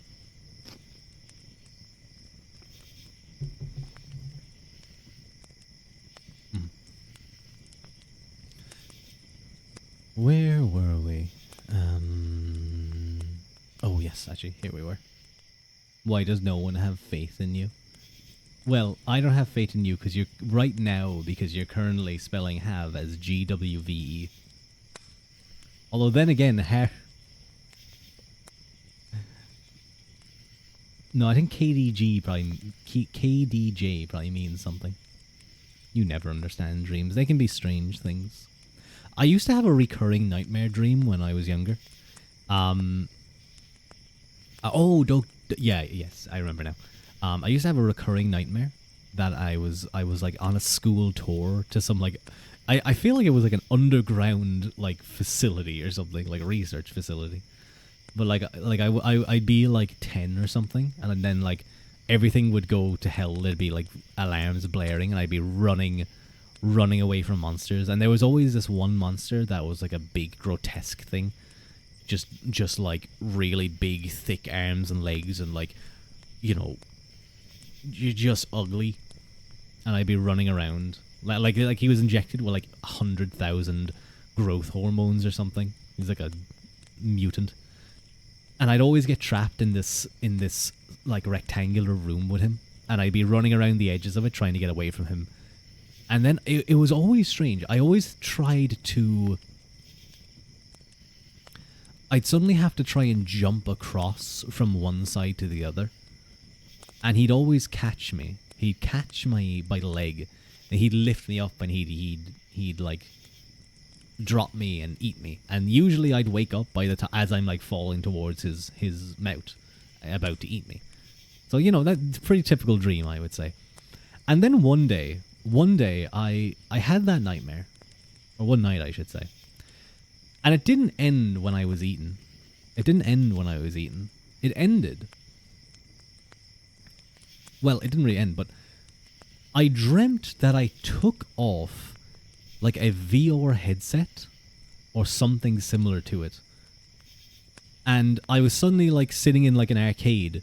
I was looking around at I like looked at like a game over screen, and I went, game sucks. And then I woke up. And I never had that dream again. I'm not even joking. That is how I stopped having that dream. I have not had it since. And I had it multiple times. The fourth wall break within the dream. It was literally, game sucks. I don't want to play this anymore. Ruin the simulation. That was just like, that was me being stubborn. I wanted to get a high score. You used to dream about someone choking you repeatedly when you wanted. It you never came back. Haru, I didn't know you were into that. You used to have nightmares about the 3 little piggies. That they come and like trap you in rooms of straw, wood, and brick. I feel like by the time it got to the brick, it's like that's actually kind of concerning. Did it unlock something? It definitely seemed to, because she wants it back. Dear kinky paralysis pal, please come back. Your recurring bad dreams were night terrors instead of nightmares. Oh, I'm sorry. That sounds tough to deal with. You were scared they'd steal your toes. Ah, the 3 little piggies would steal your toes. Haru will, apparently. The piggy version of Cask of... Huh? Cask of Amontillado. That sounds like... Cask of Amontillado sounds like some, like, faraway mythical place that Nathan Drake is going to go to in Uncharted 6 and unleash some demon curse that he has to solve.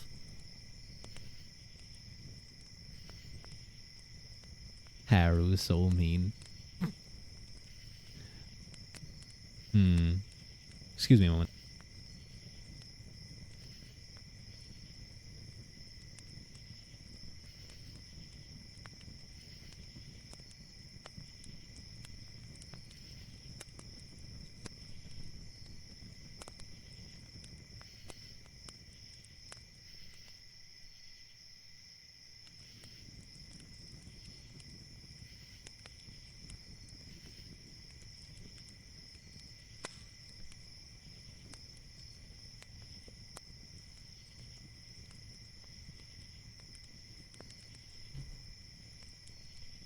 I am back.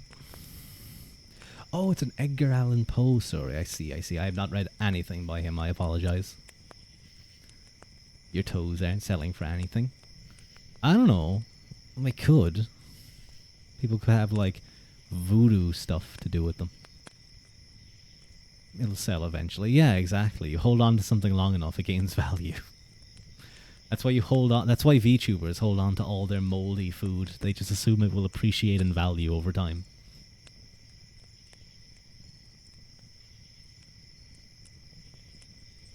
Seriously, I get very concerned about VTubers sometimes. You'll see them post things about how like they haven't cleaned their rooms in weeks or months, or that like there's all this moldy food all over the place, and it's like, how do you live? I know. To be fair, then there's also if I talk about the cooking, you guys have not seen anything before. Son Albionis is quite the individual. Son Albionis, he cooks. One of the meals he posted was 6 hot dogs and bread, and there wasn't even any butter on the bread. I don't even know if that can be counted as a meal. Hello, Asterio. How are you? No food, but needs a clean. Many VTubers need to clean. Soul-based. One of your favorite dreams, though, had you soaring over a beautiful forest in the autumn, from high up in the clouds. The trees were various shades of red and orange, and you could see all the sorts of animals wandering around below you. You figured it out.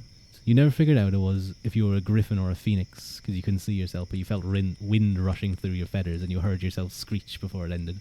That's really cool, Shade. That's really cool. That sounds like such a fun dream. You'd never considered a Cask and Death Note crossover. Oh, you're good. Thanks. Hope you're doing well. I'm doing pretty well. Yeah, I'm nice and relaxed, nice and cozy. Butter is disgusting. What's up? We've been over this. Your opinion is wrong. Your opinion is wrong. You're just wrong. You eat it raw on God, butter. Butter bad. Nope. Butter is literally the one of the best things. Raw dog the butter. Then Haru. Haru, do not raw dog my butter, please. Okay. Let me get back to my reading after saying those series of words that I never really expected to be said. Indeed, the principal threat to our preservation and power, according to Hobbes, comes from other humans.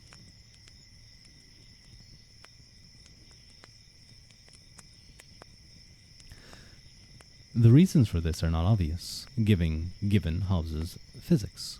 Disease, drought, predatory animals and earthquakes, storms and the like threaten us in real and unmistakable ways. Why then are humans more dangerous than more massive, speedy and numerous non-human things? The simple answer is that for Hobbes, humans are more powerful because they use language. Language enables humans to extend their sway over the world, and thus to become extraordinarily dangerously dangerous to other human beings. Ooh, I actually forgot something I just realized. I never had my book open. The only butter you have is you can't believe it's not butter. Is it even butter? It's not butter, that's margarine. Get real butter.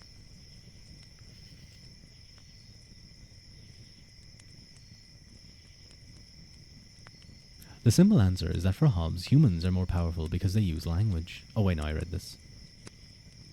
For Hobbes, the use of signs give humans an extended memory that opens up a past, both a past and future, and thus makes self-awareness possible. In contrast to all other beings, we have a capacity to recognize the ends towards which our passions direct us, the means for attaining these ends, the obstacles that stand in the way, and the dangers that threaten our existence. The world for humans is thus both more promising and more threatening than it is for animals. Insofar as we recognize the danger and are driven by fear to seek a remedy, we find ourselves in a life and death struggle with other humans for dominance. Unlike ants and bees, we have no natural hierarchy, and are more or less equal individuals driven by a desire for preservation and well-being.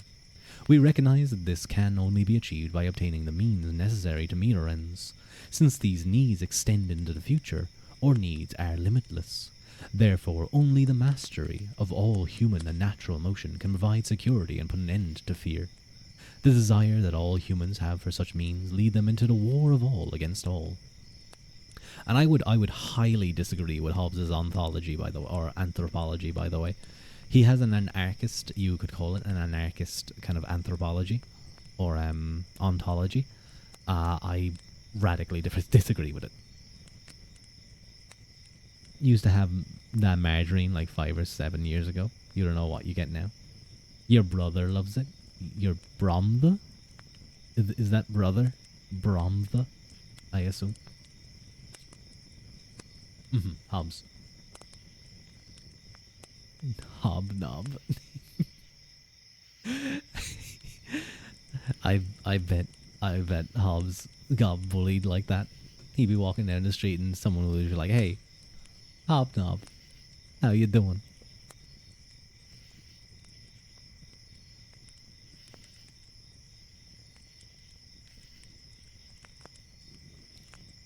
But again, you can see a lot of things happening here. You can see the war of all against all. You can see this sort of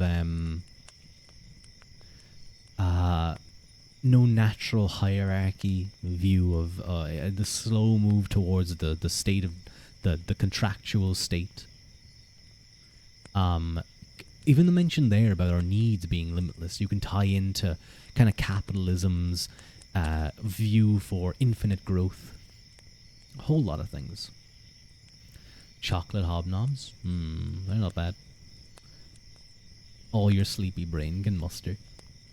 Your 2.3 brain cells are clashing together. They're trying their best. They're trying their best right now. Doorknob. I want to go on that game show where you try and figure out what things are chocolate. And I want to bite into, like, a chocolate doorknob. Fortunately, the use of language that makes humans so dangerous also makes it possible to eliminate this danger. The war of all against all that characterizes life in the state of nature can be overcome by reason through the construction of an artificial world, the commonwealth, to supplement the world that God created. Human artifice thus can repair the work of divine artifice, so that humans can live peacefully with one another. In contrast to Descartes, who sought only to control the motions of natural bodies, Hobbes recognized the need to control the interactions of human bodies, ordering their motions to minimize violent collisions. He thus saw that physics and anthropology must be completed by political science. You just want to bite into chocolate. You like chocolate. I agree.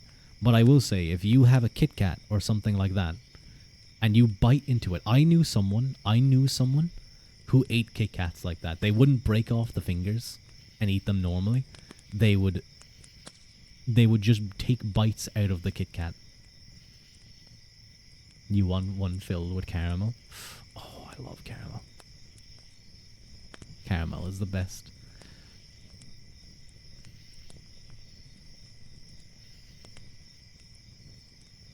Only for the fact that all of your comments would be deleted.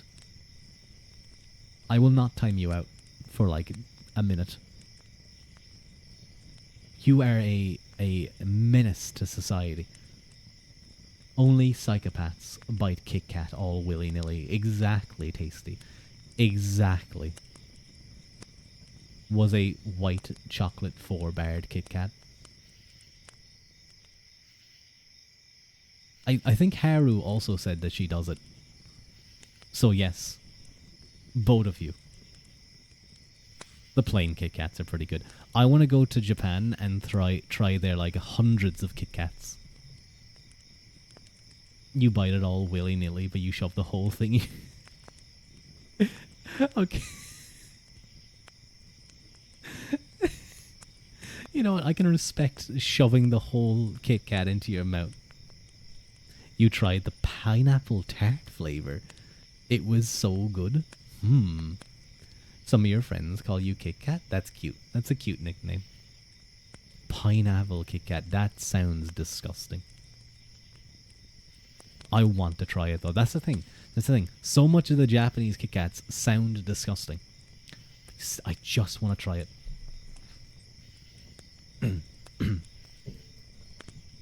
Nah, it's pineapple tart. Okay, maybe it's a little bit better, so. Hobbes's political science. Are we near the end of this chapter already? No, we still have a good bit to go.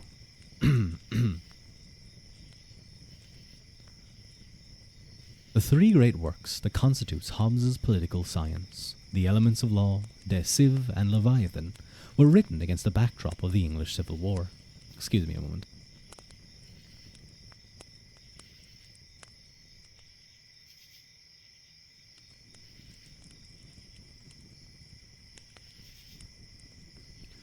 Okay, there we go. The Elements was written and circulated during the bitter struggle between the king and parliament that precipitated the war. De Civ and Leviathan were written after Hobbes fled to France. The carnage in his own country turned his attention to his political science, which he had intended as the final section of his system. Hobbes knew that this science could not be fully convincing without his physics and anthropology. He believed, however, that it could stand in its own part, in part on its own, since its starting points were accessible through introspection. In his view, political science, like geometry, is a constructive science that starts with definitions. On the basis of these definitions, it is possible to come to true conclusions. We can know these definitions by reading ourselves, although we cannot know whether they are universally valid without an account of nature as a whole. Hobbes attempted to demonstrate the validity of his initial definitions through his account of the nature of man in Leviathan, but this account was sketchy at best, and I agree. There's a 105 there. I highlighted that a note was important, so I'd be interested in seeing. Okay. There's a note here. Scholars have long noted that De Civ and Leviathan do not adequately explain the relation of the natural and the human, and suggest that this is an indication of a contradiction or discontinuity in Hobbes's thought. Hobbes himself recognized that these accounts were insufficient, but he attributed this insufficiency to the fact that he had not yet finished his foundational works. In the dedicatory letter to De Homine, he remarks that he has now finally fulfilled the promise he made in the Elements of Law of grounding his political science in anthropology.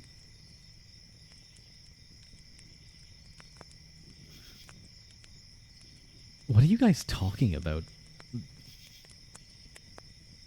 You want Kit Kat so bad? Kit Kats do sound good.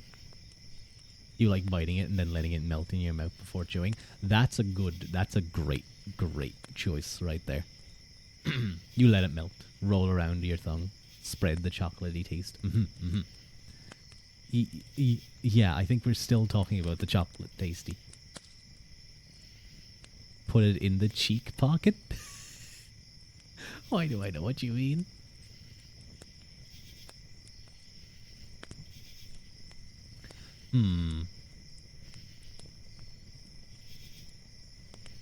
They're talking about how they eat Kit Kats. You don't know why they're eating it like that, though.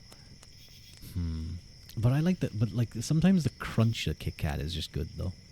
You know what I do? I dip them in tea. It melts the chocolate just a little bit, and then I kind of like lick off the chocolate, and then I bite down on the crunchy wafer inside.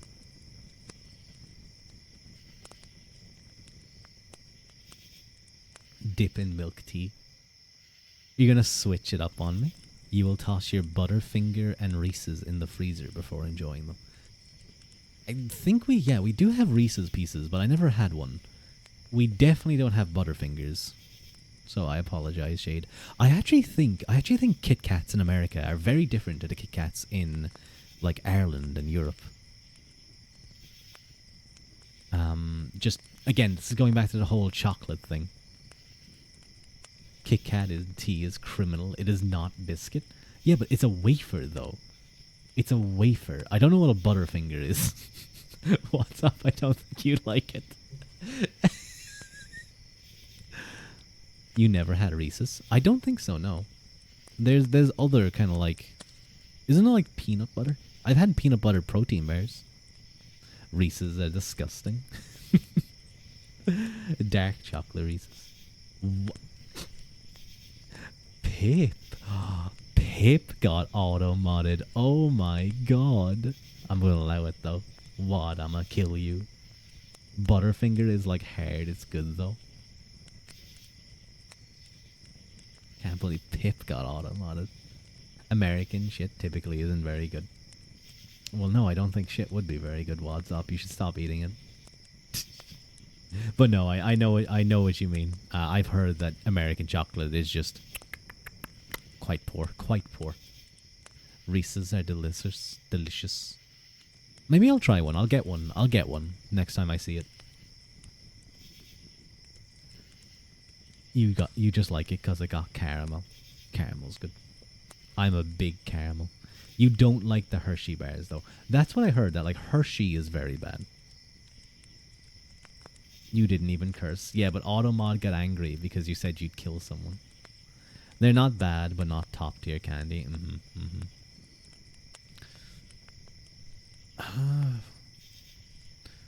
What other chocolate bars do I like? Whoa, 2 raids today. Hello, hello everyone. Thank you so much, Sidere. Sidere. That's a nice name. Sidere. For the raid. Welcome in everyone. Welcome in Sidere. Sidere. Sidere. Sidere. It's fieldwork raid. It's fieldwork time. Sidere lab here to research me. Huh? They're gonna research. Wait. Are they gonna steal me away? Are they gonna bring me to lock me in a lab and do experiments on me? I don't know how I feel about that. Hello, Doc Reckon. Are you are you one of those mad doctors? Are you gonna stick a tube up my nose? Hello, Migu Crafter. Hello, Lankuri. You swear it's consensual research. I don't know about that one. Guys, if I disappear, look for me inside the Ray's lab. But welcome in everyone. Thank you so much, Astral Tropos, for the follow. Hang on, let me shout out. Sidere. Welcome in everyone. My name, hang on, I will follow as well. My name is Ruadh Aquilta. I'm a half human, half Tuatha. That is the god peoples who lived in Ireland before the Gale arrived. The humans. Oh wait, sorry, hang on. I believe in someone got auto-modded. The cool kids are all that's a great comment. The cool kids are all about anal probing. I don't think you should say that. I say as I allow the chat. That might get you in trouble on Twitter. You only like the cookies and cream. Oh, you're still talking about the chocolates. Raiders, what is your opinion on VIABs? Okay. Guys, I have to ask you guys a question.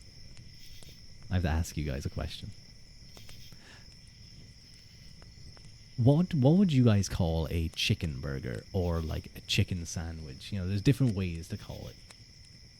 Chicken burger, chicken sandwich seems to be the two standard ones. I have to check. Have you guys ever heard it called a breast in a bun? Like a chicken breast in a bun. So it's breast in a bun. And do you not agree that this is the correct and best way to say it? Tits in a bun. No, it is not tits in a bun. It is breast in a bun. Chicken breast. It's chicken breast. Stop, Rue. All of the raiders are leaving. They're leaving right now.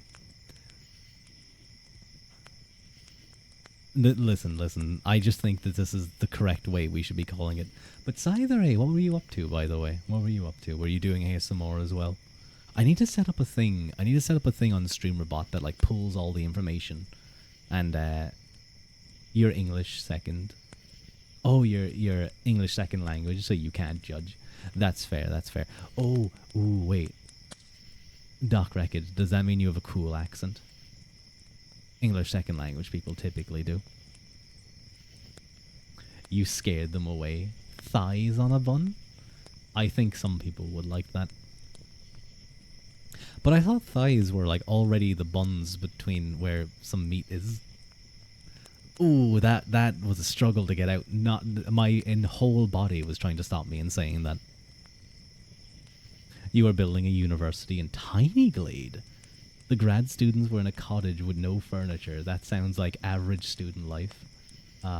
Wait, what is Tiny Glade? I never heard of this. It's chicken burger. It's breast in a bun. if it's in a burger bun, and chicken sandwiches if it's in other bread. I can accept that, but you could refer to both of them as breasts in a bun. You're ESL too, but you will still loudly have an opinion. That's fair, tasty. Bad, Rua. Go back to reading. No, no. I should say, by the way, for everyone who is new to me, which I assume is probably all of the raiders, I typically do sort of ASMR streams and the odd gaming stream. The type of ASMR streams that I often do are reading streams. So that will be reading works around history, philosophy, theology. I want to try going into political science maybe at some point. I don't know. That might be dangerous. But also the odd mythology. So a lot of fun stuff. A lot of fun stuff. But at the moment we're reading the Theological Origins of Modernity, which is all about the nominalist revolution in the High Middle Ages that occurred within the Church, that very much led to much of, so the author argues, the modern world. Too much IQ, chat. Help bring it down. No, we're staying high Q. They're talking about a lab research. They're very high Q as well. BIAB is the opposite of too much IQ. BIAB. Okay, someone, I don't know who it was who first came up with the acronym BIAB. I do not accept that. It is breast in a bun. You say the full thing. But it is the correct choice. It is the right choice. It is the one you should be using. And you're wrong if you aren't. You know, for a while I was like, oh, live and let live. No, I'm coming down hard on this.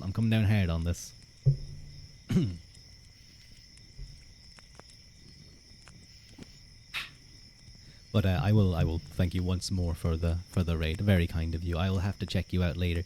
Check out Tiny Glade and your university and your impoverished students. It was a fellow namer, yellow namer. I feel like it probably would have been Gusto. Breast in a bun with some mayo. Yeah, totally nothing sauce about that. And yeah, that's literally totally fine. Although, personally, I'd be one for taco mayonnaise, but, you know, or like spicy mayonnaise, but, you know, you do you. Literally, like, I know you guys are doing, like, oh, hoo-hoo, arrow jokes, but, like, me, when I hear breast in a bun, I literally just think of a chicken breast. Like, breaded chicken breast in a bun.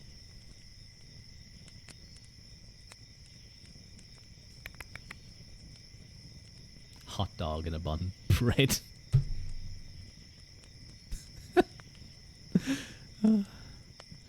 You'll never look at chicken fillet roll the same way. No, like, to me a chicken fillet roll is different than, like, a hot chicken roll is like a roll with hot chicken in it. A breast in a bun is like burger buns, I would say, actually. Burger buns. White sauce around your juicy breast in a bun. Yeah. Cease. Rue, your mom agreed with me. Why did you bring this up?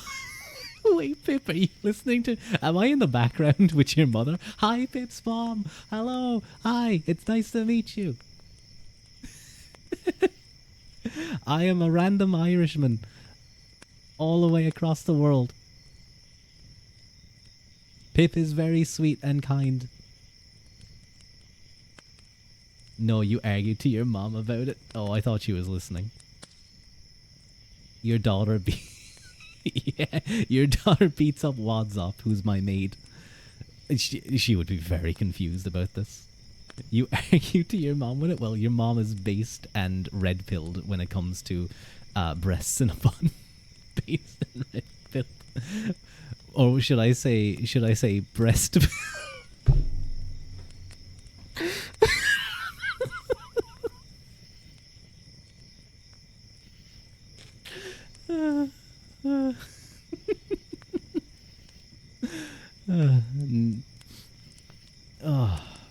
Maid abuse. You probably deserve it. If Pip is doing it, then you probably deserve it somehow. What the fuck? Oh. I thought my wire had gotten through, like, the the side of my chair, but I was just stopping it from going through. I'm sorry. This would be too complicated to explain. I was very confused though. Hello, Denia Bochard. Come in. Thank you for the follow. Very sweet of you. It's love fighting. It's yeah.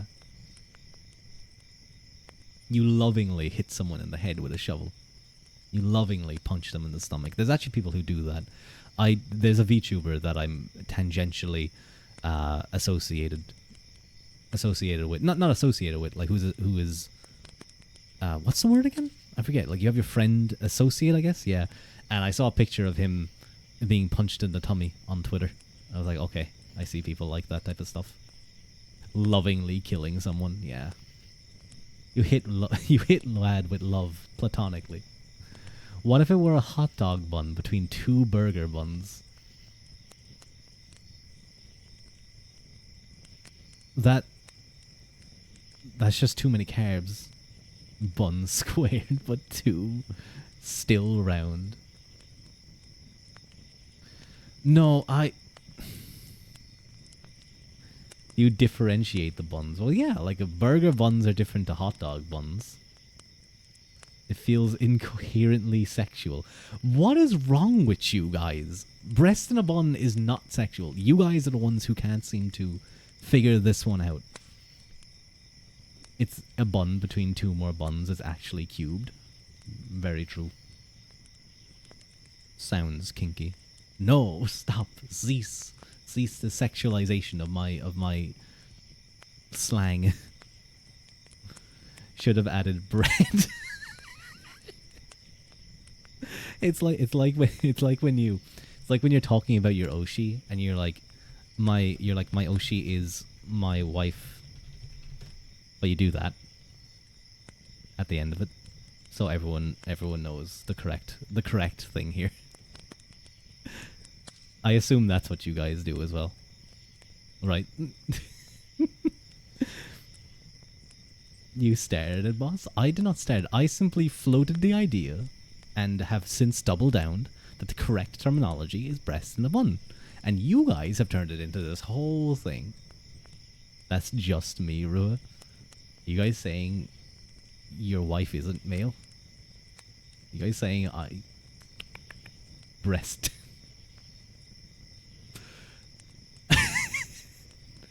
That's just a piece of chicken then. That's just a piece of chicken then, Haru. We respect your wrong opinion. It's right. It's right. It's correct. It's objectively correct. Why do you guys think I do all of this study in philosophy and stuff? It's so I can... It's so I know. It's so I obtain true knowledge. Okay, fine. If you specify that it's not chicken, then I assume you just have to assume it's that. What about a bun and a breast? Possibly bread. Well, it depends on the size of the lady, how flat that bread is going to be.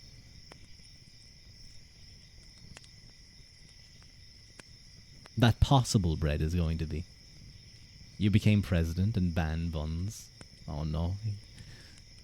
Pip is going to institute Niji Sanji flat butts for everyone. You cannot be laughing so loud at 2 a.m., please.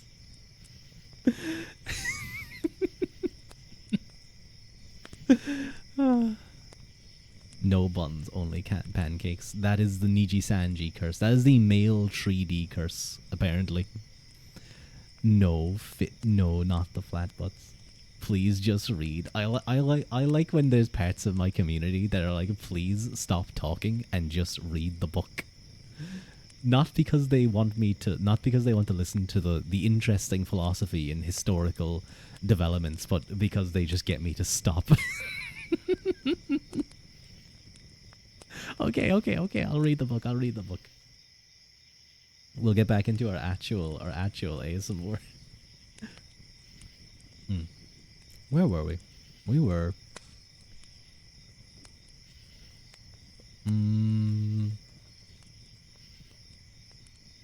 yes.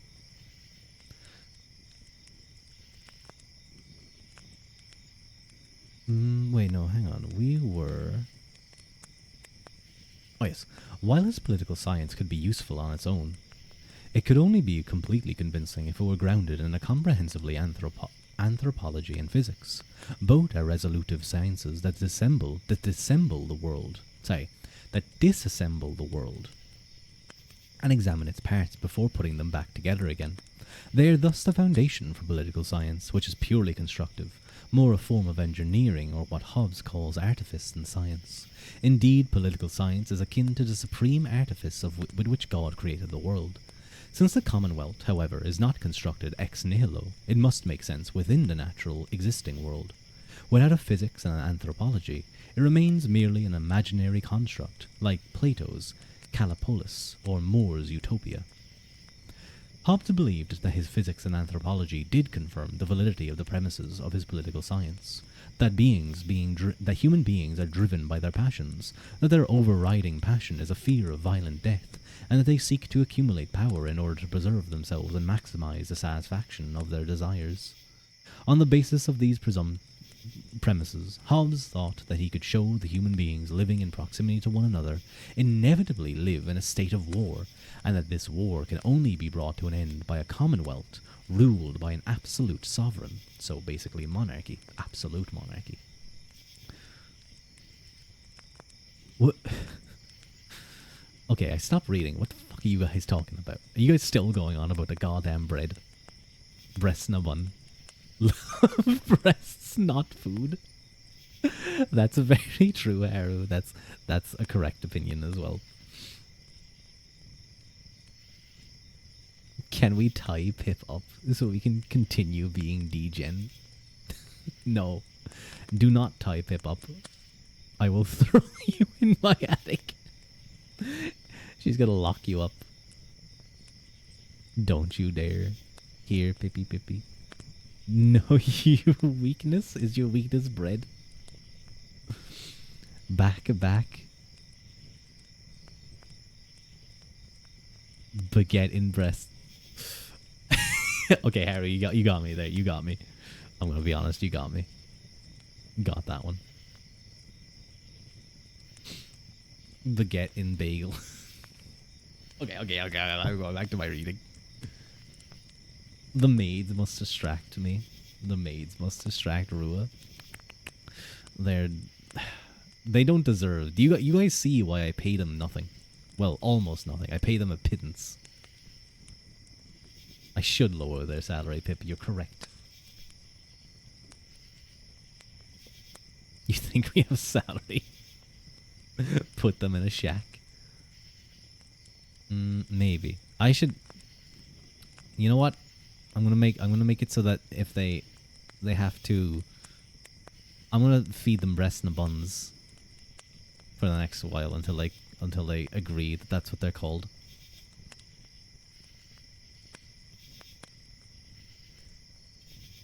Hobbes believed that his physics and anthropology did confirm that the validity of the premises of his Oh no, wait, I read this. Oh yes.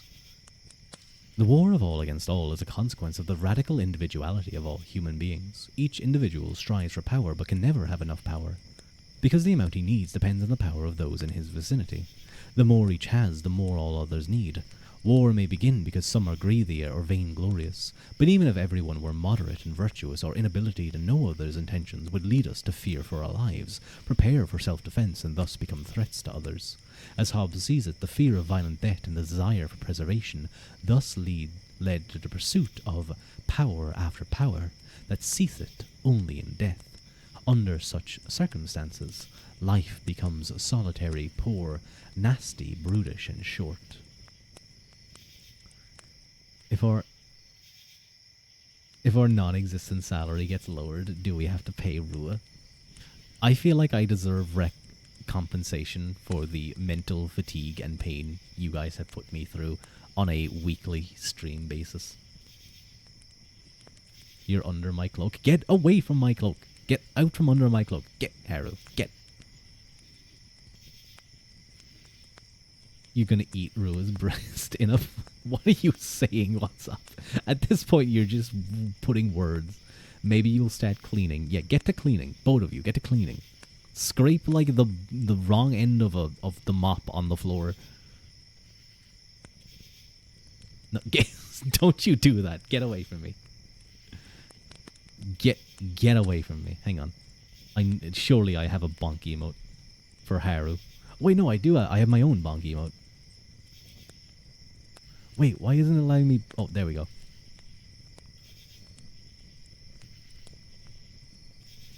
Both of you get bonked. Don't you owie me. You deserve it.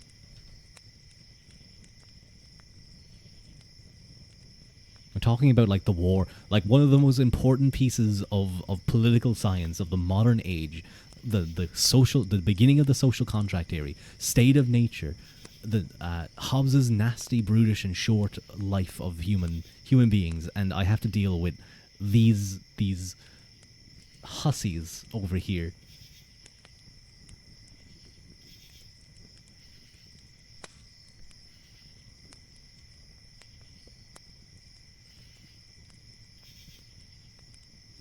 There we go.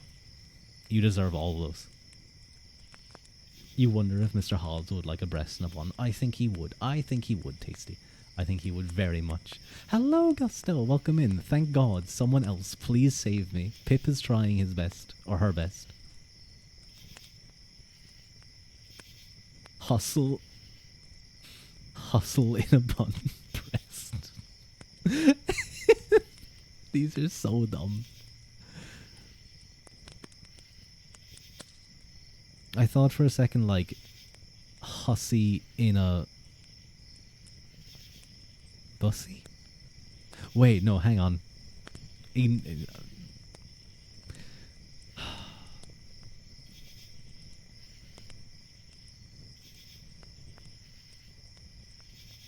just not gonna recognize, not gonna react. It is in this abyss of despair, where no one is secure and the fear of violent death possesses everyone, that the path to earthly salvation begins.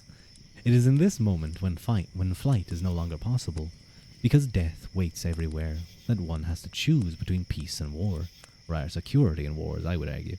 Hobbes argues that in these circumstances, reason dictates that one first seek peace, and only if that fail, that one pursue war. Indeed, for him, this is the first fundamental law of nature. But how does reason reach this decision, and in what sense is it a law? Reason for Hobbes certainly does not supply us with this precept out of itself. In fact, it is in this case, it seems to be merely the spokesman for the body and its overwhelming desire for preservation. To understand how this can be a law rather than merely prudential maxim, we need to return to Hobbes's anthropology. According to Hobbes, human bodies are characterized by both vital and voluntary motion. The former consists in autonomic processes, such as respiration and digestion. These matters are not under our conscious control, since they are essential to our existence from the moment we are born. Voluntary motion, by contrast, involves choices about those things that are pleasurable or advantageous to us, but that are not immediately essential to our preservation. The crucial question for Hobbes is which of these forms of motion best describes our reaction to the fear of violent death. Hobbes believes that the motion this fear engendered was like respiration. We can hold our breath, but not indefinitely. Similarly, we can stand and fight, or at least some of us can, some of the time. We all do this naturally when we must in order to preserve ourselves. Some of us do so for short periods of time when we believe it is to be our advantage, just as we hold our breath when we dive beneath water.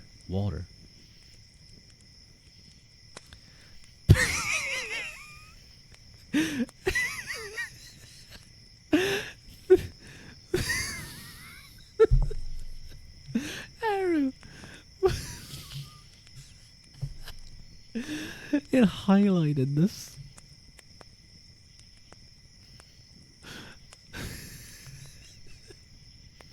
That's a funny phrase.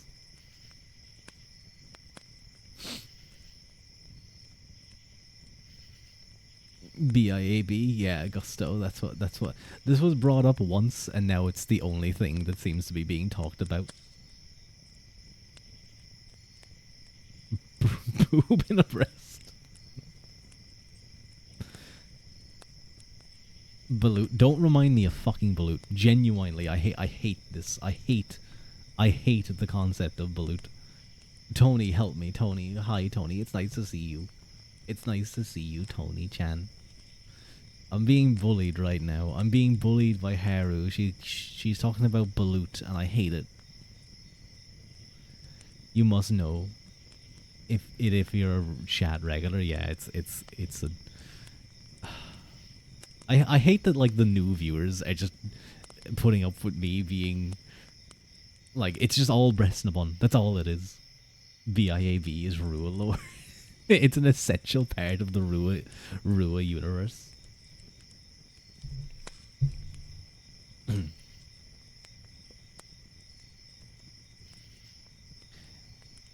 You're very glad you've been informed about it. Well, I'm happy to have introduced you to the correct way to refer to chicken sandwiches.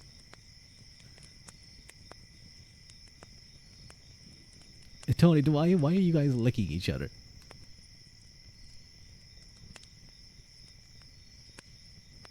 Cough, cough, lies. We can agree to disagree.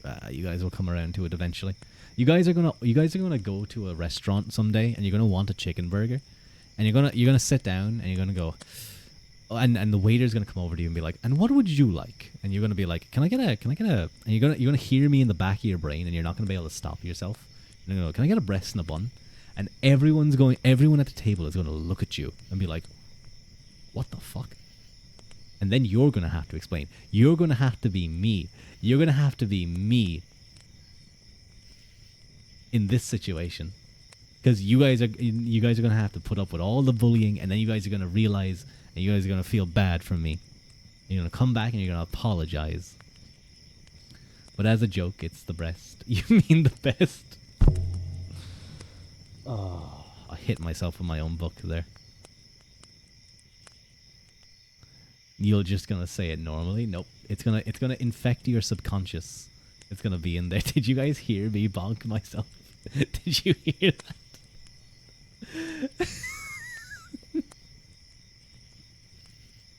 I hope you did.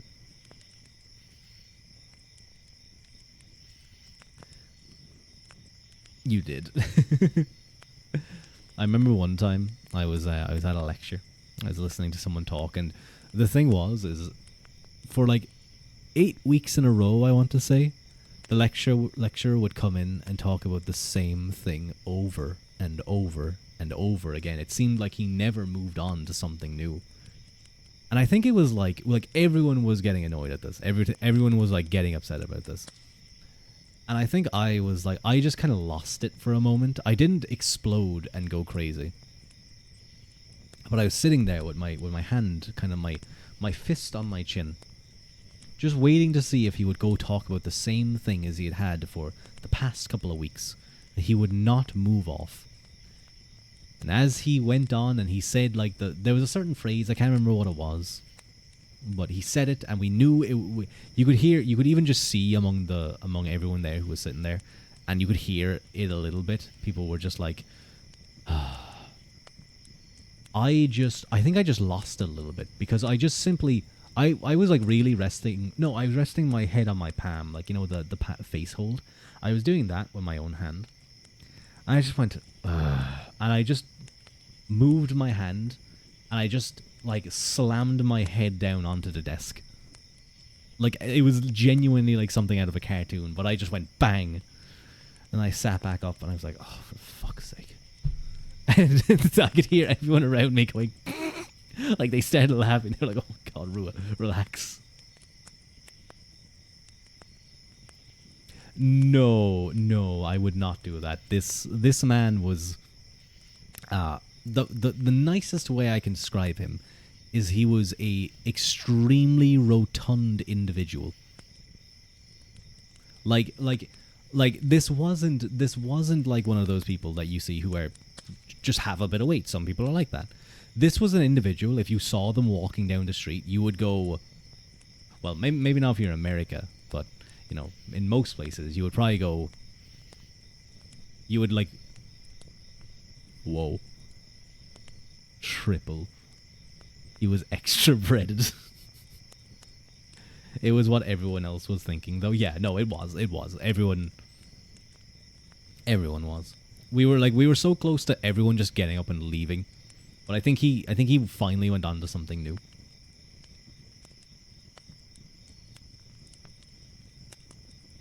Stop with the bread jokes. They're getting dumb. They're getting really stupid. I'm not even registering them at this point. I feel like my eyes are going to the end of every sentence, and they're just like, if it has brackets and bread, not bread, bun, breast, it just disappears. Bread. Okay, Tony, you got me there. Stop.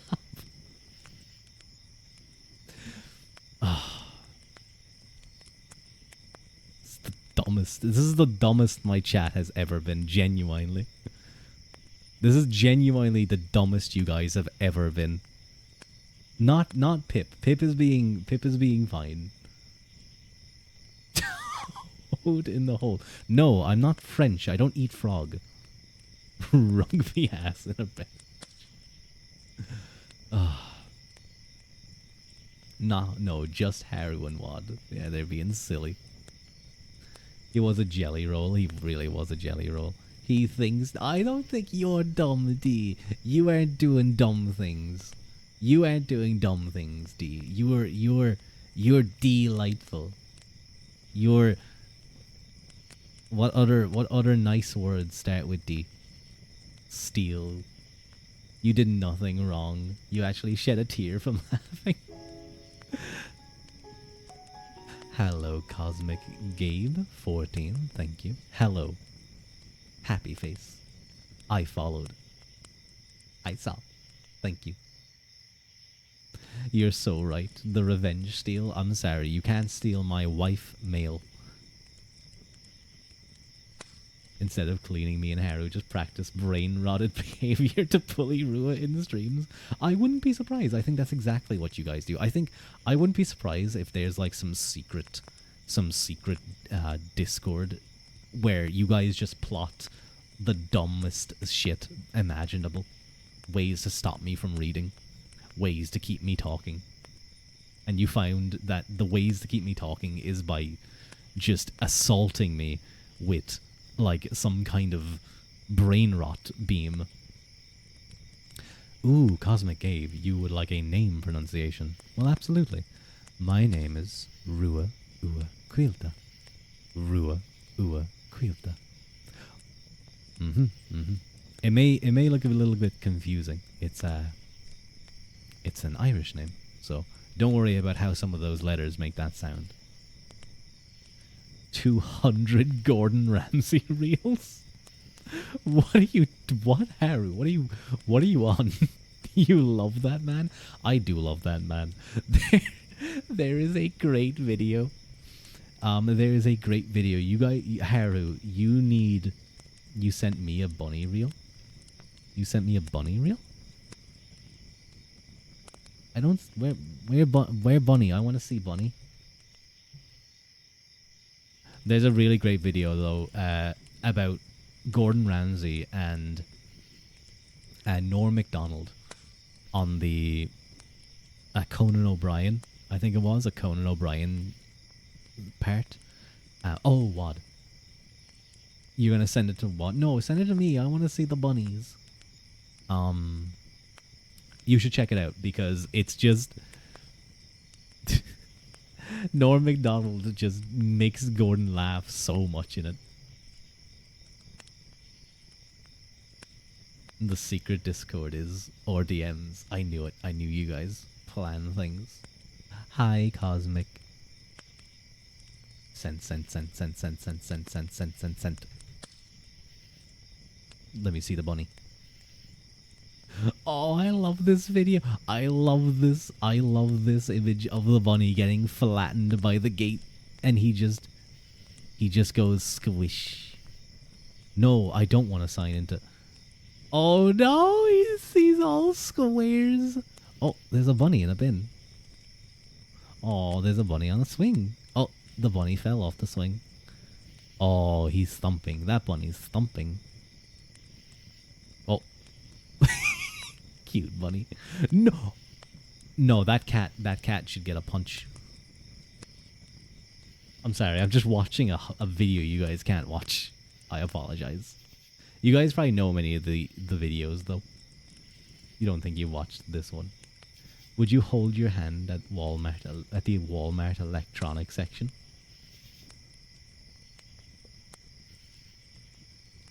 Sure, Triscuits, I'll hold your hand. I know the electronics section is very scary. I'll hold your hand going through it.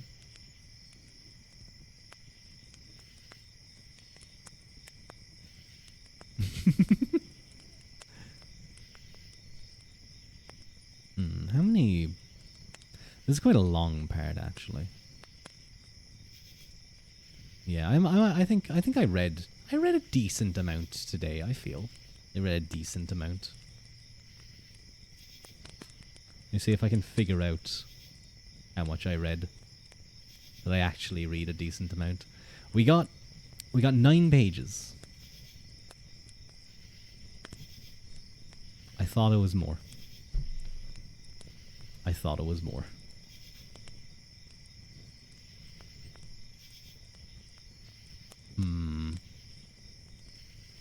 I read just a little bit more. Reading is hard, yeah. It's a lot of brain. It's a lot of brain work. Yeah, definitely send it in. Definitely send it into the chat, because who doesn't love bunnies? Like, my favorite one is the bunny and the fence and the gate. The bunny gets all squished. He just lies flat and he's like, he has stuck. You love your rugby men. Yeah, Harry's a big fan of rugby men. I played rugby for a while. I think I talked about this before. I was an outside flanker. So I was the guy in the scrum, second row, on the very side, with most of the pitch. Like, if it was near the left sideline, I would be on the right of the scrum, and then vice versa if it's on the right, near right sideline. So I'd be the guy ready to go. Do I have a thick neck? I don't know. Like, is that they have huge necks? Wait, hang on. Let me check.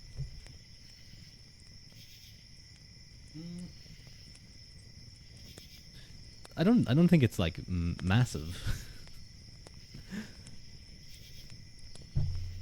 it's I've never done like neck training before. But I do know the neck really. No, I have done a little bit of neck training. But it's not like, you know, big.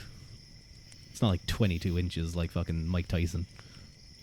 This makes you want a bunny. Be careful, they poop everywhere. Common. Oh. Your cats would kill a bunny if you got one. Bird.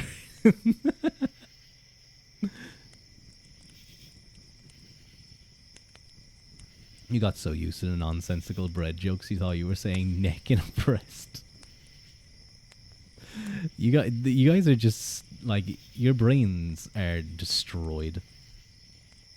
You gotta keep the cat away from the bunny. Yeah, there was a bunny that slapped a bunny. No, there was a cat that slapped a bunny in the video. I felt bad. I wanted to punt the cat. How dare he slap a little bunny. You have bunnies and they're super cute, and then you have hares that look like some kind of demonic bunny.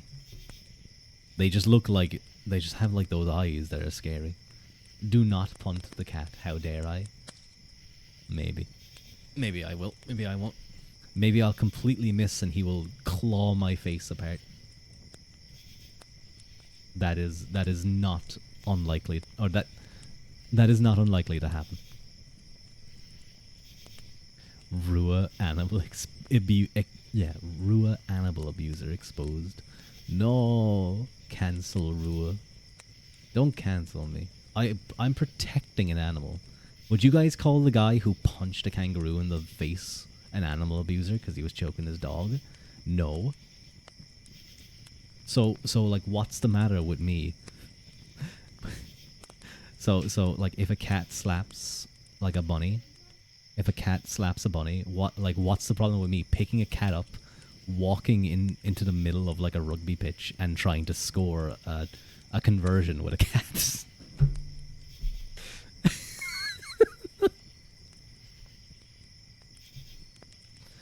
He was protecting his dog.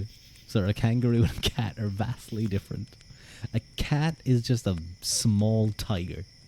A cat is just a small tiger. They can fuck you up. Cats can fuck you up if they want to.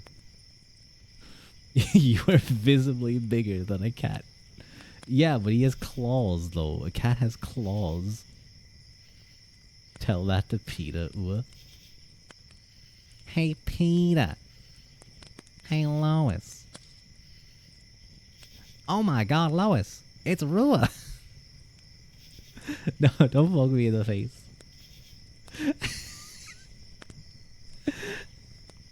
One of your cats cries to get put to bed.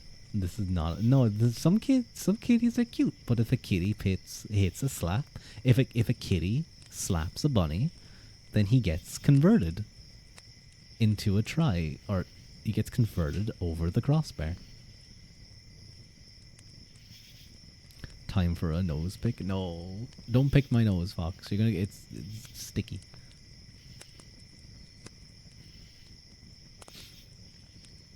Slap in a bun, cat. Don't put cats in buns. I do not think they like being put between bread. Actually, no, you know what? They probably would. If you got like a big piece of bread, they would 100% just lie in it. You have to, it's the law. Who made it the law? Who made it the law to pick my nose? Okay, if this is a law to caress my face, then that's a pretty good law. Cat burrito. I do sometimes you do that with pets like dogs and cats. You like put them in a blanket and then you roll them up, and they look so cute. Poke, not pick. Poke. I see. Burrito. That's cute.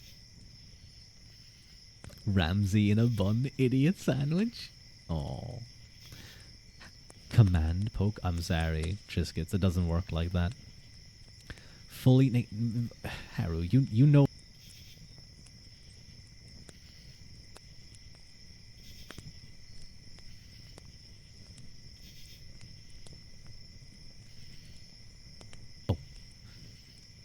Thank you, Haru. I clicked the wrong button. Oopsies. Naked suit. No. This is as much as you guys get. The power of command naked. They naked broke the mic. Wet shirt. That's quite the comment. You fit. Laughs a lot.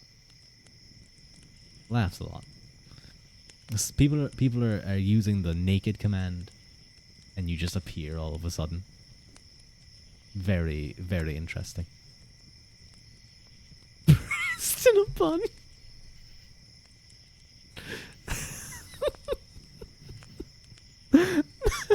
No, that's dumb. That's fucking stupid. That's really dumb. The reading is over, by the way. I think. A breast in a bun, Ruadh. No, don't put like. Well, yeah. Okay, you know what? Maybe breasts on Ruadh is not bad. Like putting them on my face, maybe. I'm just saying. It's not the worst of ideas. Delete pants. Well, Triscuits.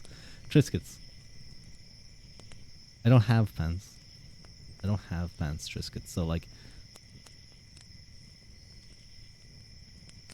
boob. There's no booba. Is that a scare on your leg? It is a scare. It is a scare. You can confirm you're under my cloak. Get away from my cloak. Get away from me. Get away, hair. Up shirt. Imagine there was a command like that, like up shirt. That like it made me do like the Marilyn Manson. Not Marilyn Manson, Jesus Christ. Marilyn Monroe like air blowing up underneath me, under the cloak. I'm not crusty. Haru is being weird when she's under my cloak. Get out of there. You're banned from under there. Slap. But yeah, it's a scar. The scar continues a little bit up the inner thigh, but not much. Then there's also one on the hand. You know what? We never get to really look at some of the finer detail on this. I just wanna admire like the little bit of work on the buttons, for instance. Isn't that nice? Oh, little Ruru is kind of sitting on my hand right now.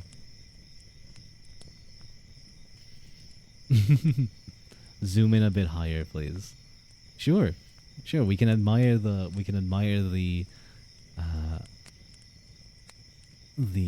torque and the metal kind of centerpiece. Isn't that nice?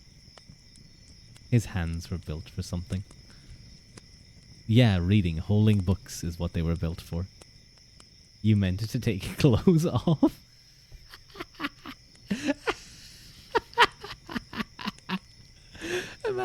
Imagine you're like with someone that you really like. You're with someone you really like, and imagine you're with someone you really like, and you go back to your place, and you're like, things are getting hot and spicy, and then like you accidentally put on their coat. When you accidentally stop taking my clothes off. Wasted on holding books. No, that is exactly what they should be for. The ideal relationship dynamic is having a strip redeem. No, I feel like putting on the coat is such a power move because like they would be so confused.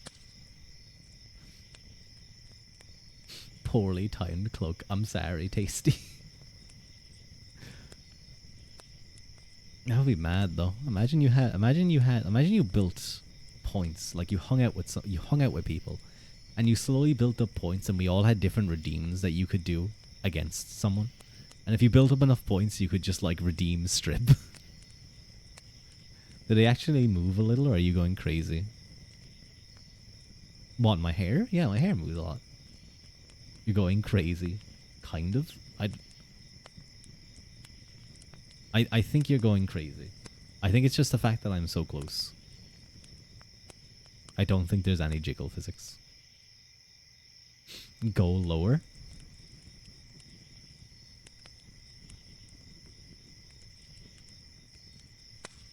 Wait, hang on. I want my eyes to be visible at least. I don't think there's any movement there. Zungas. Gazungas. Shirtless does not work. Shirtless does not work.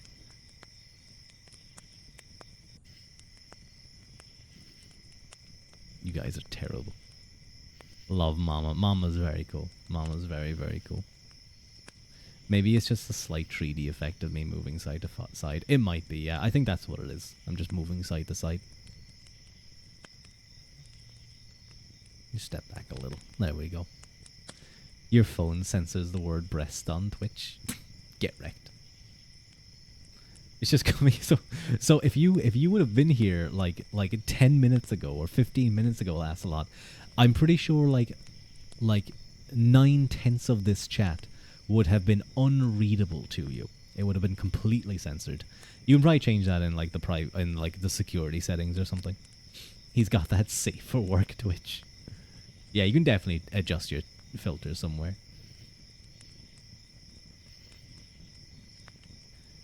Even breast in a bun. It censors both breast and it censors bun? It censors bun? How could you possibly talk? Like, what if you had that filter, but someone was like trying to tell you how to make a burger? Like, what if you never had heard about a burger before? And they're explaining how to make a burger, and then like it just censors bun.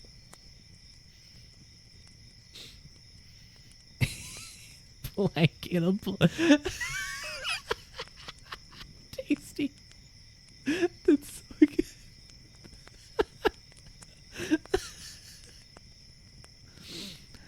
Nobody calls a burger a breast and a bun, boss. No, yeah. No. I was talking about bun, like just bun itself being censored. Because of course a burger isn't a breast and a bun. A chicken burger is what a breast and a bun is, because it's a chicken breast in a bun. This Twitch censorship is making things sussier. This has been going on for like the last, I want to say 45 minutes. Do you guys not get tired of this one joke? Breast and bun cow? You guys are stupid.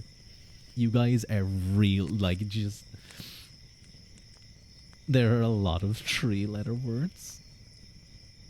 You laughed, though. Yeah, I'm laughing at the dumbness of this. You're getting pretty tired of it. I'm sorry, Pip.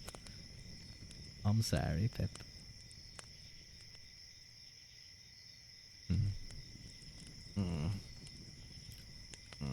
Hang on a moment.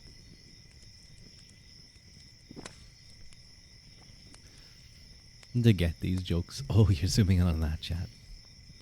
Wait, can I... If I... I'm the chat now. I'm the chat. Who's the little doggy in the window? The one with the orange hair. I'll have that little doggy in the window. Oh, I hope that doggy's for sale.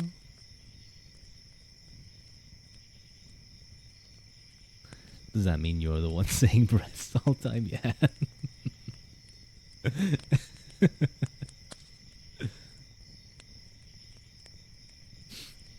A creeper is peeping through the window. I'm not a creeper.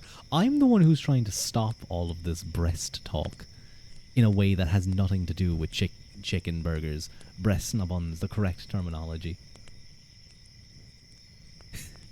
What would you guys do if you looked out your window and you just saw this?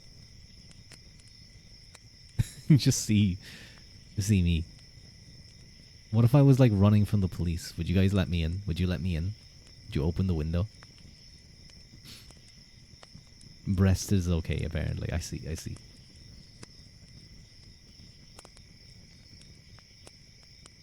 I'm going to ban the word breast from this chat. And bun. Well, no, I feel like that makes sense, that breasted is okay, because breasted would mean like... Actually, no, wait. Is breasted even a word? Please, I'm considering it, Pip. I'm really considering it. Then we can't use your correct term? I know, that's the issue. You guys would let me in, right? Like, it's cold and it's raining. It's lashing rain. It's lashing rain. I'm like knocking on the window. I'm soaked to the bone. Stay out. No, I mean, I'm gonna get a cold. I'm gonna get a cold. I'm gonna get the sniffles. I'm gonna get the flu. And then Rue is gonna be sick. Would you let little Ruru in, though? Would you let little Ruru in?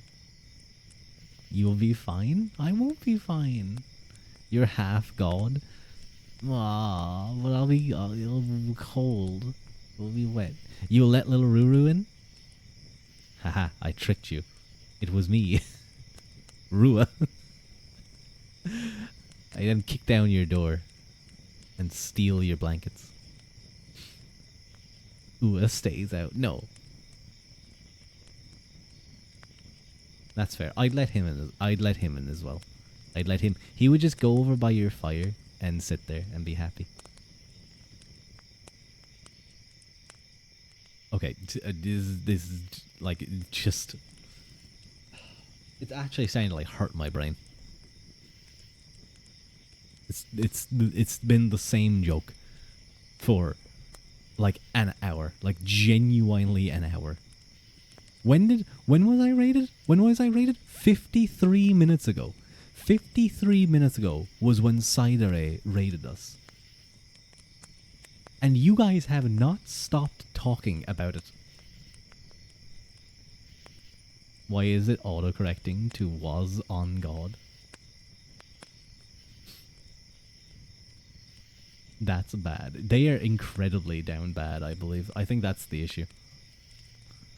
The two words that shall not be named. Y'all need new jokes. They do need new jokes, Fox. I'm not the one who is keeping this joke going. It's not me. A successfully low. You have done your job.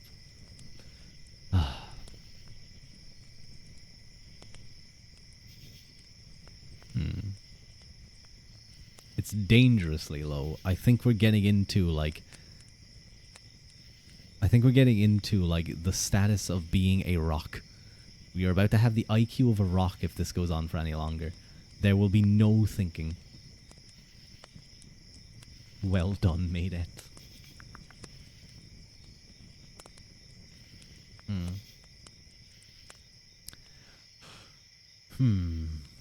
A rock on your...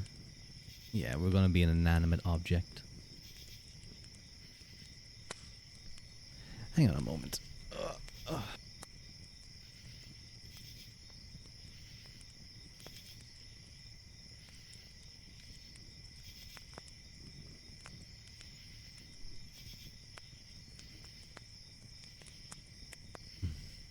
There we go. The iPhone is meant to have like really good face tracking, even in the dark, but for some reason it's not being that good. But I have an idea of how to fix that. I'll just have my... There we go. That should be decent. Hang on, I have to widen this. Rock candy. You loved those. Oh, is that the pop rock candy that makes the popping in the mouths? Wad, do you still have teat, or you used to chew on pebbles? What? Wad, why were you chewing on pebbles? That's very... Your phone recognizes you, even with mask on. It's wild. Yeah, it's able to do that. It's actually kind of scary. It's a little bit concerning. Chocolate rock candy is good too. I like the crunchy chocolates. The crunchy chocolate bars. Like Kit Kats. This is what happens when cereal is named Fruity Pebbles.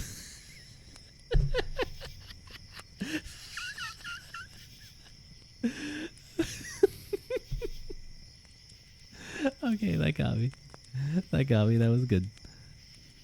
I think they recognize your eyes more.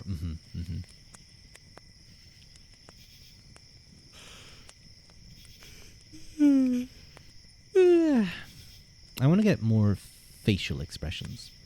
I was just thinking that it'd be cool to have some extra facial expressions. What would be some good expressions, do you guys think, to have? I don't know. Like, you know, I have angry, I have blushing, I have these, which are perfect. You gotta go. Bye bye, Pip. Have a nice time. Thank you for joining us. I'm sorry about this stream, Pip. I am. We have this, which is how I've been feeling for the past hour. We have my eye toggles. We have the shiny eye toggle. We have me crying. Do you guys like this one? I don't use it much. Before I even said it, Fox was like, cry. No, do you guys like it when I'm crying?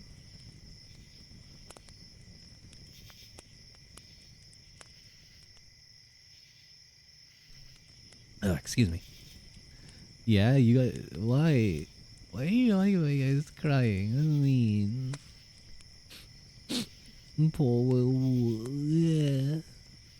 It's very cute. Oh, why is it cute? Why is it cute? It's not cute. If I'm crying, then it means you guys have been mean to me. We love pathetic men. I can't say much. You hear people are weak for crying VTuber men. I think they are as well. They seem to be. Real. That's so real. But see, the one thing that I find is that I don't really have like a sad face.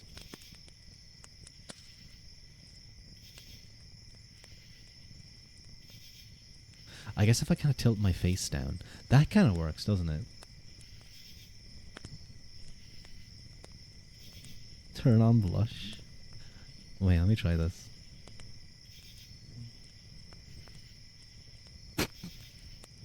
Oh, that's powerful. That's powerful. That's really That's really powerful. Hang on. Okay, hang on. Let me try this.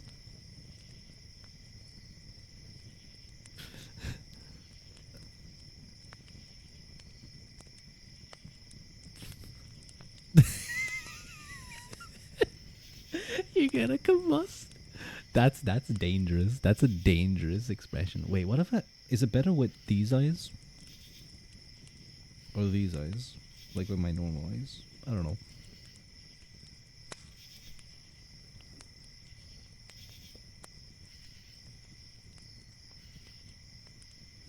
Oh, that's a good expression.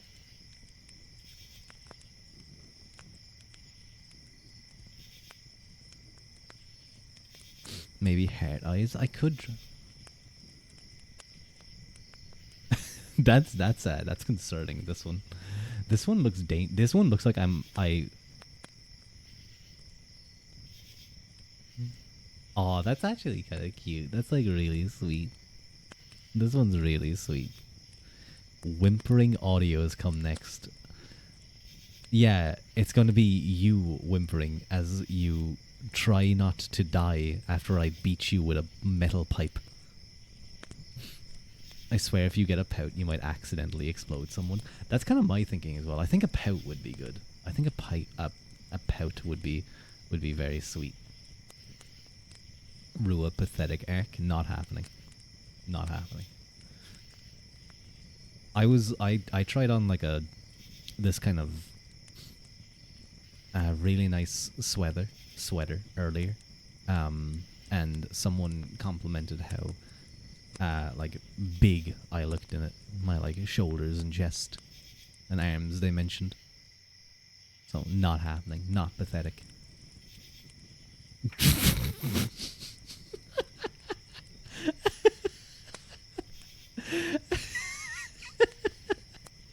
Okay, laughs a lot. That's funny, but I don't whimper on stream. I don't do that type of stuff. And for trying, you know, you don't get those points back. I respect it. I respect it. I respect it on stream. Hey. Did you just say that because of the duck song?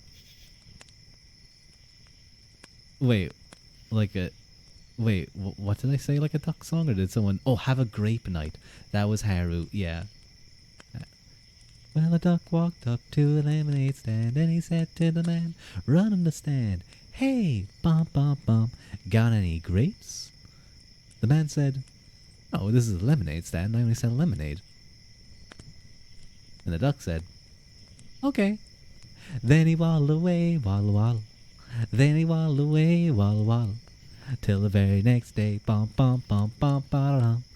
Well, a duck walked up to a lemonade stand and he said to the man, run in the stand. Ah! Because the man took him and picked him up and brought him home. Because ducks are, you can just pick up ducks and take them home. The government doesn't want you to know this. We gotta pay for the Ruadh customs. Maybe I should do that for Throne. I should have like, I don't know how much expression. No, Mama expressions were like, I think they were like €10 each or something, like 5. I can't remember. But you know, maybe doing one, you know, independent. I'll have to ask to my mama. I'll have to ask to my mama. Angie Metzel, Milo. Thank you for the follow. Thank you. You like how Billy comes back at the right time. But Billy, did you see this? Did you see this expression? Hang on, Billy. This might kill you, but I think that's a price I'm willing to pay.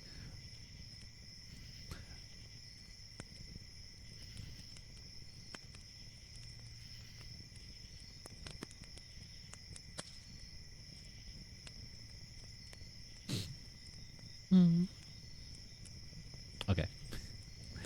That's all you get. Pathetic buff men. Combustion. You didn't know Lancelot was one of you? I suppose so. You're so confused. You woke up to me chuckling, and now you're singing. Shade, we're done with the reading. This is after stream. Rua in should be in a mental hospital period of the stream. You made a small animation. Should you show it on Discord after you leave? Of the ducks on. Ooh, that would be really cool. Yeah, I'd love to see it. It's coming up with as a suggestion before every message you send here. Pathetic buff men saved to your clipboard. Can you combine your current one for a yandere expression? Which one? Like, so it'd be this and like this?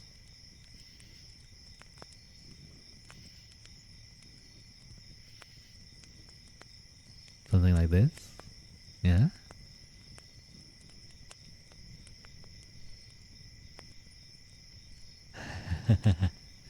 Hi. I saw you walking from your house today, and I thought I could just follow along, just tag along for today, you know? Hey, well, no, don't walk away don't walk away faster. Get over here. Don't you think you can get away from me? You can't. I'll find you.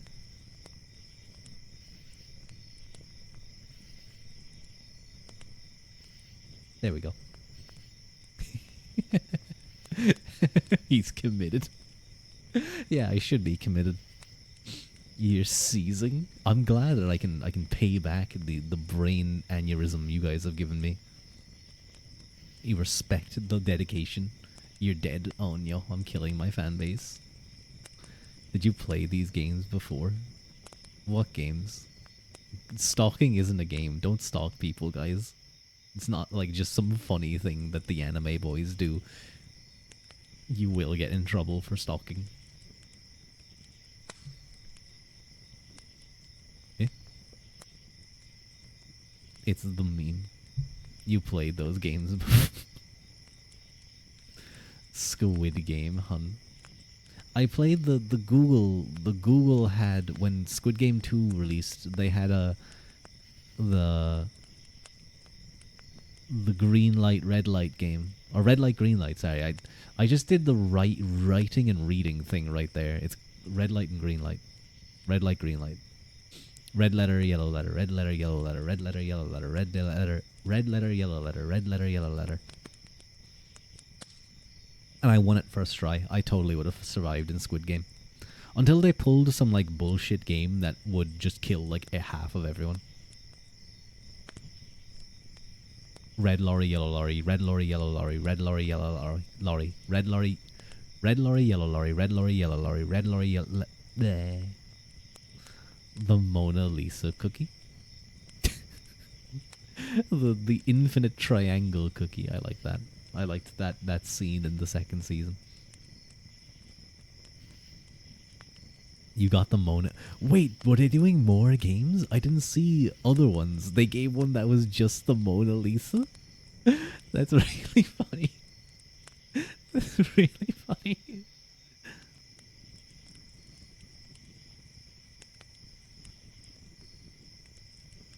Wait, hang on. Things are a bit of a mess. Where's my chat? There it is. Do not take Squid Game jokes as canon. No, they definitely had a Mona Lisa one time. They played a game and it was a Mona Lisa and like everyone died. And then they kind of went, oof, green light, yeah, no one's falling for that, buddy.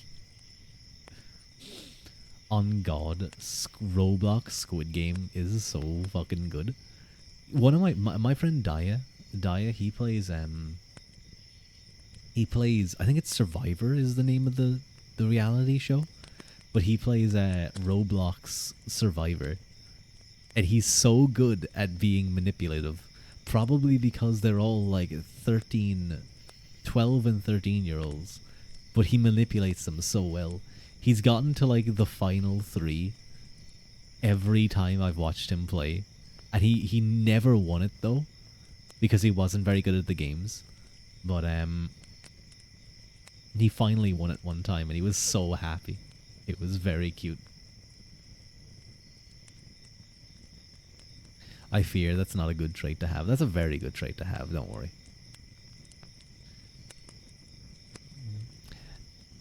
Manipulation is a very good trait to have, you know.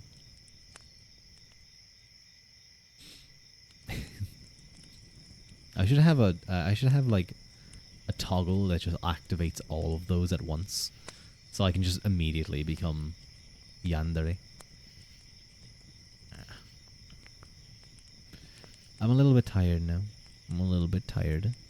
I'm kind of just chill out and chill out and chill out. No yandere deem, please. It is a very good trait. Very useful.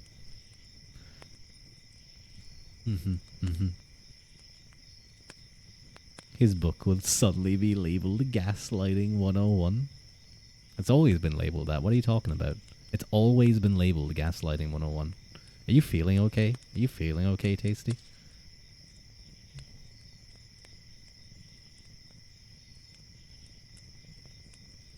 Breaking Bones 101. Don't break my bones. That's mean.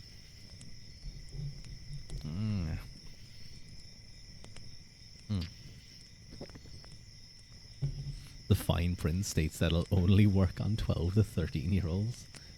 Please do not become adept at manipulating 13 and 12-year-olds. That is not a good skill to have. That is not a good skill to have. I would be very concerned if you had that skill.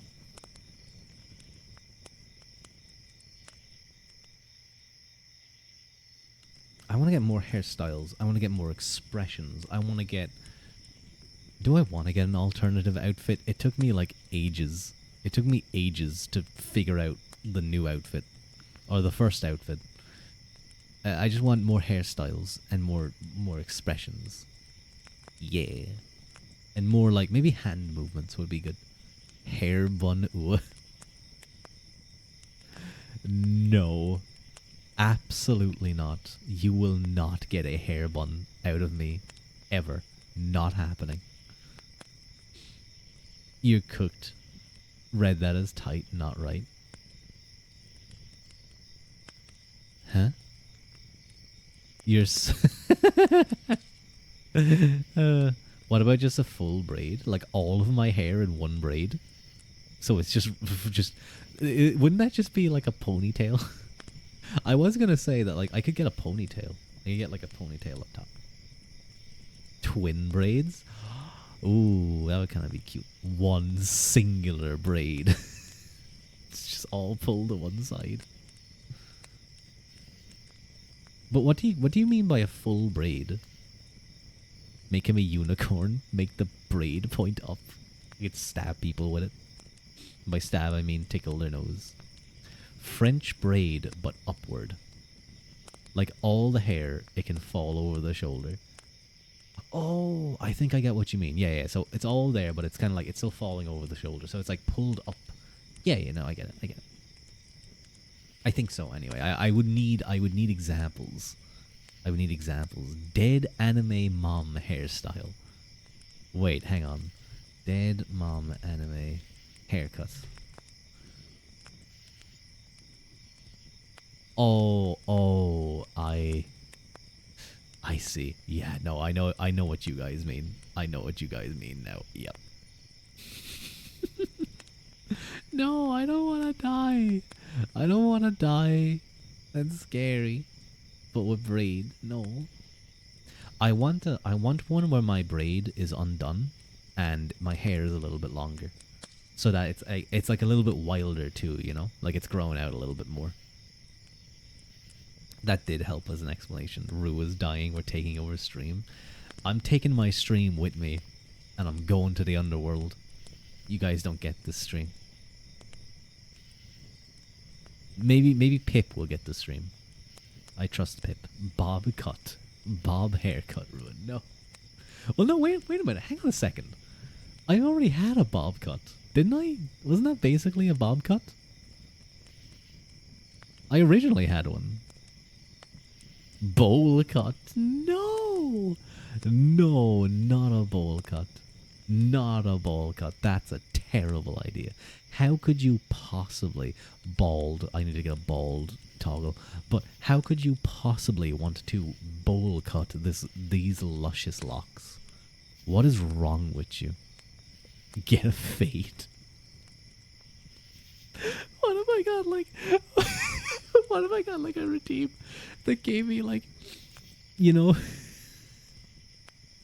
it's like it's the way like black barbershops do their haircut where it's like really like lined up super finely. Do you guys know what I mean? Like they'll be taking like rulers and stuff and lining the hair up like um super precise. Be very square. Be very nice looking. With a lineup. Yeah, lineup. I think that's the word that they call it. Yo, Ruadh with a lineup goes hard. Many men wish death upon me. I can't sing much of that song before I get in trouble. What about the hairstyle? But the side of the head without the braid is shaved. Isn't that like stereotypical action woman hairstyle number 42? Or number 3, sorry. The 42 is a little bit high there. Everything but the middle shaved and put on a braid. Don't make me bald. I'm gonna need you guys to send me on examples. But hello, Danios. Why are you always reading the most interesting things? Unfortunately, you missed most of the reading today. Trust me. This was a strange stream. This was a strange stream. I did my best to keep reading, but the silly maids, either 49 or 51 for real.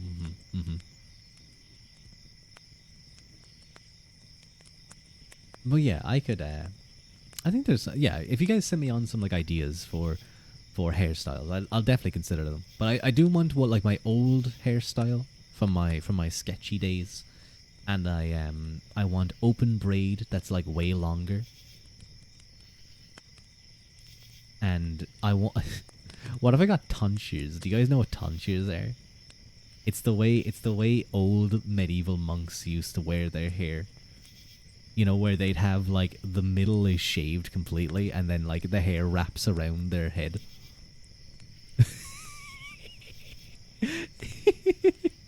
Would you guys like that? Would that be attractive? Would that be pretty? I thought you didn't want that. I'm gonna riddle with your... You didn't want bulge? I would be okay with having a bald redeem, I think, actually. I think it's funny. It's a funny redeem.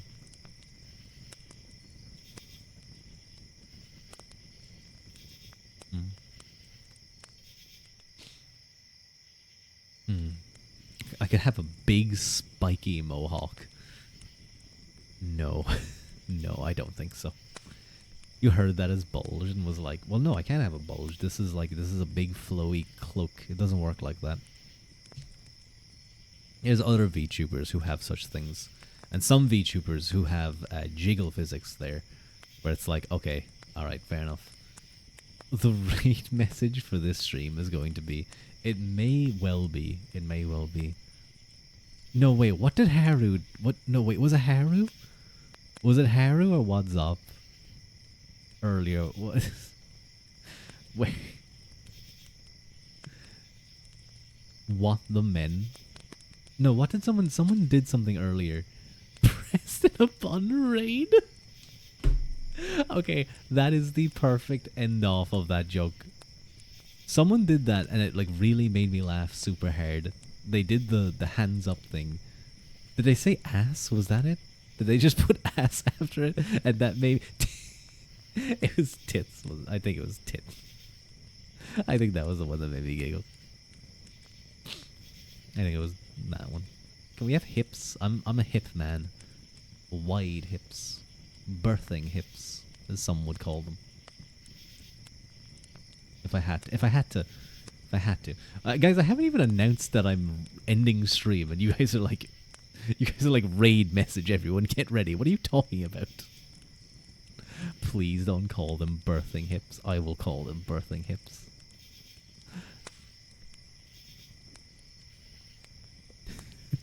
size. Uh. Yeah, you know what? I think you guys are right, though. We are getting kind of to the end of the stream. I am feeling a little bit tired. Birthing hips with slutty waist. True. Auto mod slamming you. He's slamming you onto the bed, I think. Okay, okay. I am going to find a raid target. You guys just be weird. Like you have been all stream.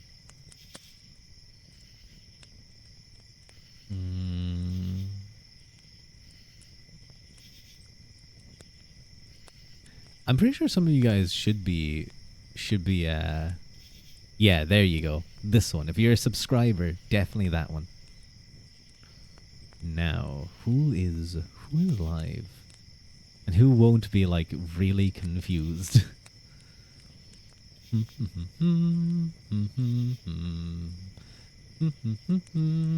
Why do I have this in mind? Do do do do do do do do.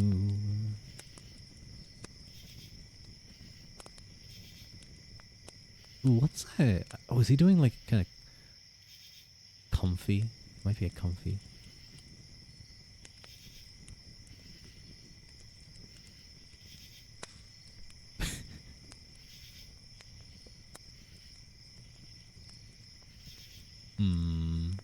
Indiana Ruadh Jones. Excuse me, I'm just kind of analyzing people who are live right now and trying to figure out who to go to.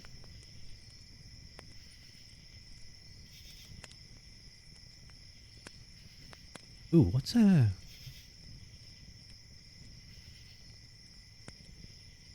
Ooh, you know what? You know what? I know who we're gonna raid. We're gonna raid a very handsome man who has tentacles for hair. I think you guys will like him.